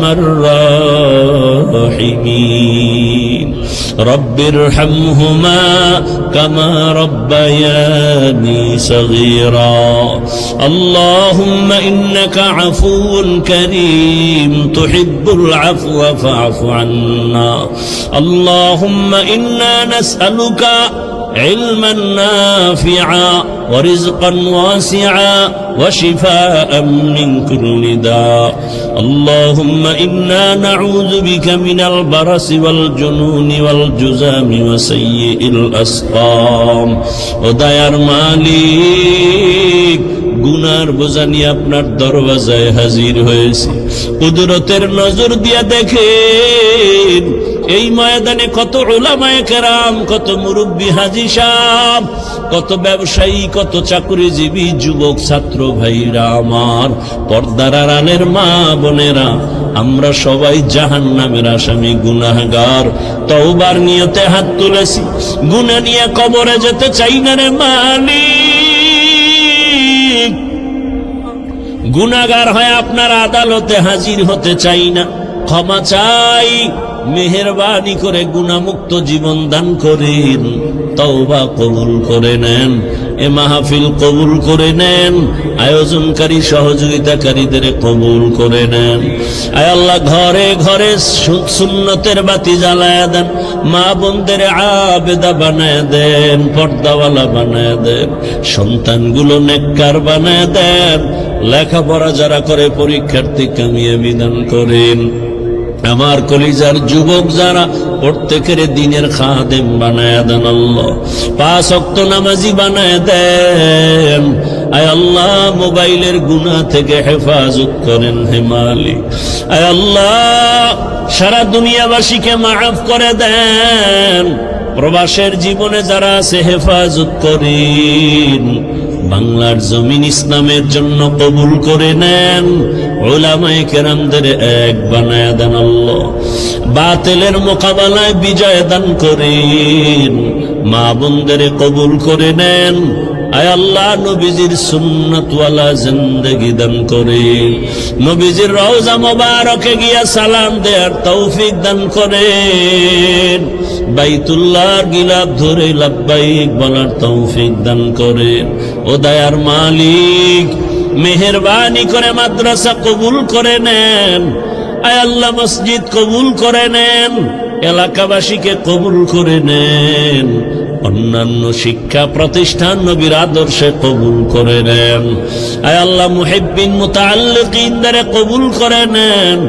আয় আল্লাহ, ইলম হিলম হিকমত আমলে বরকত বাড়ায় দেন, উলামা তোলাবা উম্মতের অন্তরে ইজ্জত মুহাব্বত রুউব বাড়ায় দেন আল্লাহ। আয় আল্লাহ, আওয়াজে কথায় রুহানিয়াতে স্পষ্টতা রুউব বাড়ায় দেন, মুখালিফের মুওয়াফিক বানায় দেন, জাহিরি বাতিনি দুশমনের মোকাবেলায় বিজয় দান করেন। আয় আল্লাহ, নবীজির রওজা বাইতুল্লাহ জিয়ারতের জন্য কবুল করে নেন। রব্বুল আলামিন, সারা দুনিয়া ইজ্জতের সাথে খেদমতের জন্য কবুল করে নেন, ইজ্জতের জীবন দান করেন। আয় আল্লাহ, আমরা যারা হাত তুলেছি জানি না ময়দানে কারা ইয়াতীম, জীবনে আর বাবা দেখবে না, বাবাকে বাবা বলে ডাক দিতেও পারবে না, কে যেন মাহারা অসহায়, মেহেরবানি করে সবার কবর জান্নাত বানায় দেন। আম্বিয়ায়ে কেরাম, সাহাবায়ে কেরাম, শুহাদায়ে কেরাম, আউলিয়ায়ে কেরাম, আসাদেজায়ে কেরামদের কবর জান্নাতে উঁচু বানায় দেন আল্লাহ, জান্নাতে তার মাকাম উঁচু বানায় দেন। আয় আল্লাহ, যারা বেঁচে আছেন দীর্ঘ নেক হায়াত দান করেন, দীর্ঘ নেক হায়াত দান করেন, দীর্ঘ নেক হায়াত আমাদের দান করেন। অসুস্থ যারা সুস্থ বানায় দেন, সুস্থতার নেয়ামতকে দায়েমান কবুল করে নেন। আয় আল্লাহ, চলার পথে ইজ্জতের সাথে নিরাপদে কবুল করে নেন। আয় আল্লাহ, মুখালিফের মুওয়াফিক বানায় দেন। আয় আল্লাহ, নবীজির মুহাব্বতে আমাদের দিলের নেক আশা পুরায় দেন। সুবহানাল্লাহি ওয়া বিহামদিহি, সুবহানাল্লাহিল আযীম। ওয়া সাল্লাল্লাহু তাআলা আলা খায়রি খালকিহি মুহাম্মাদিন ওয়া আলিহি ওয়া আসহাবিহি আজমাইন। আয় আল্লাহ, যারা ব্যবসা করে, চাকরি করে, প্রত্যেকের কামাই রুজিতে হালাল ভাবে বরকত বাড়ায় দেন। অভাবীদের অভাব দূর করে দেন। ঋণ আদায়ের কুদরতের দ্বারা আসানের সাথে ব্যবস্থা করে দেন। ওয়াউফাউযু আমরি ইলাল্লাহ, ইন্নাল্লাহা বাসীরুম বিল ইবাদ। আমিন আমিন আমিন বিরহমাতিকা ইয়া আরহামার রাহিমিন।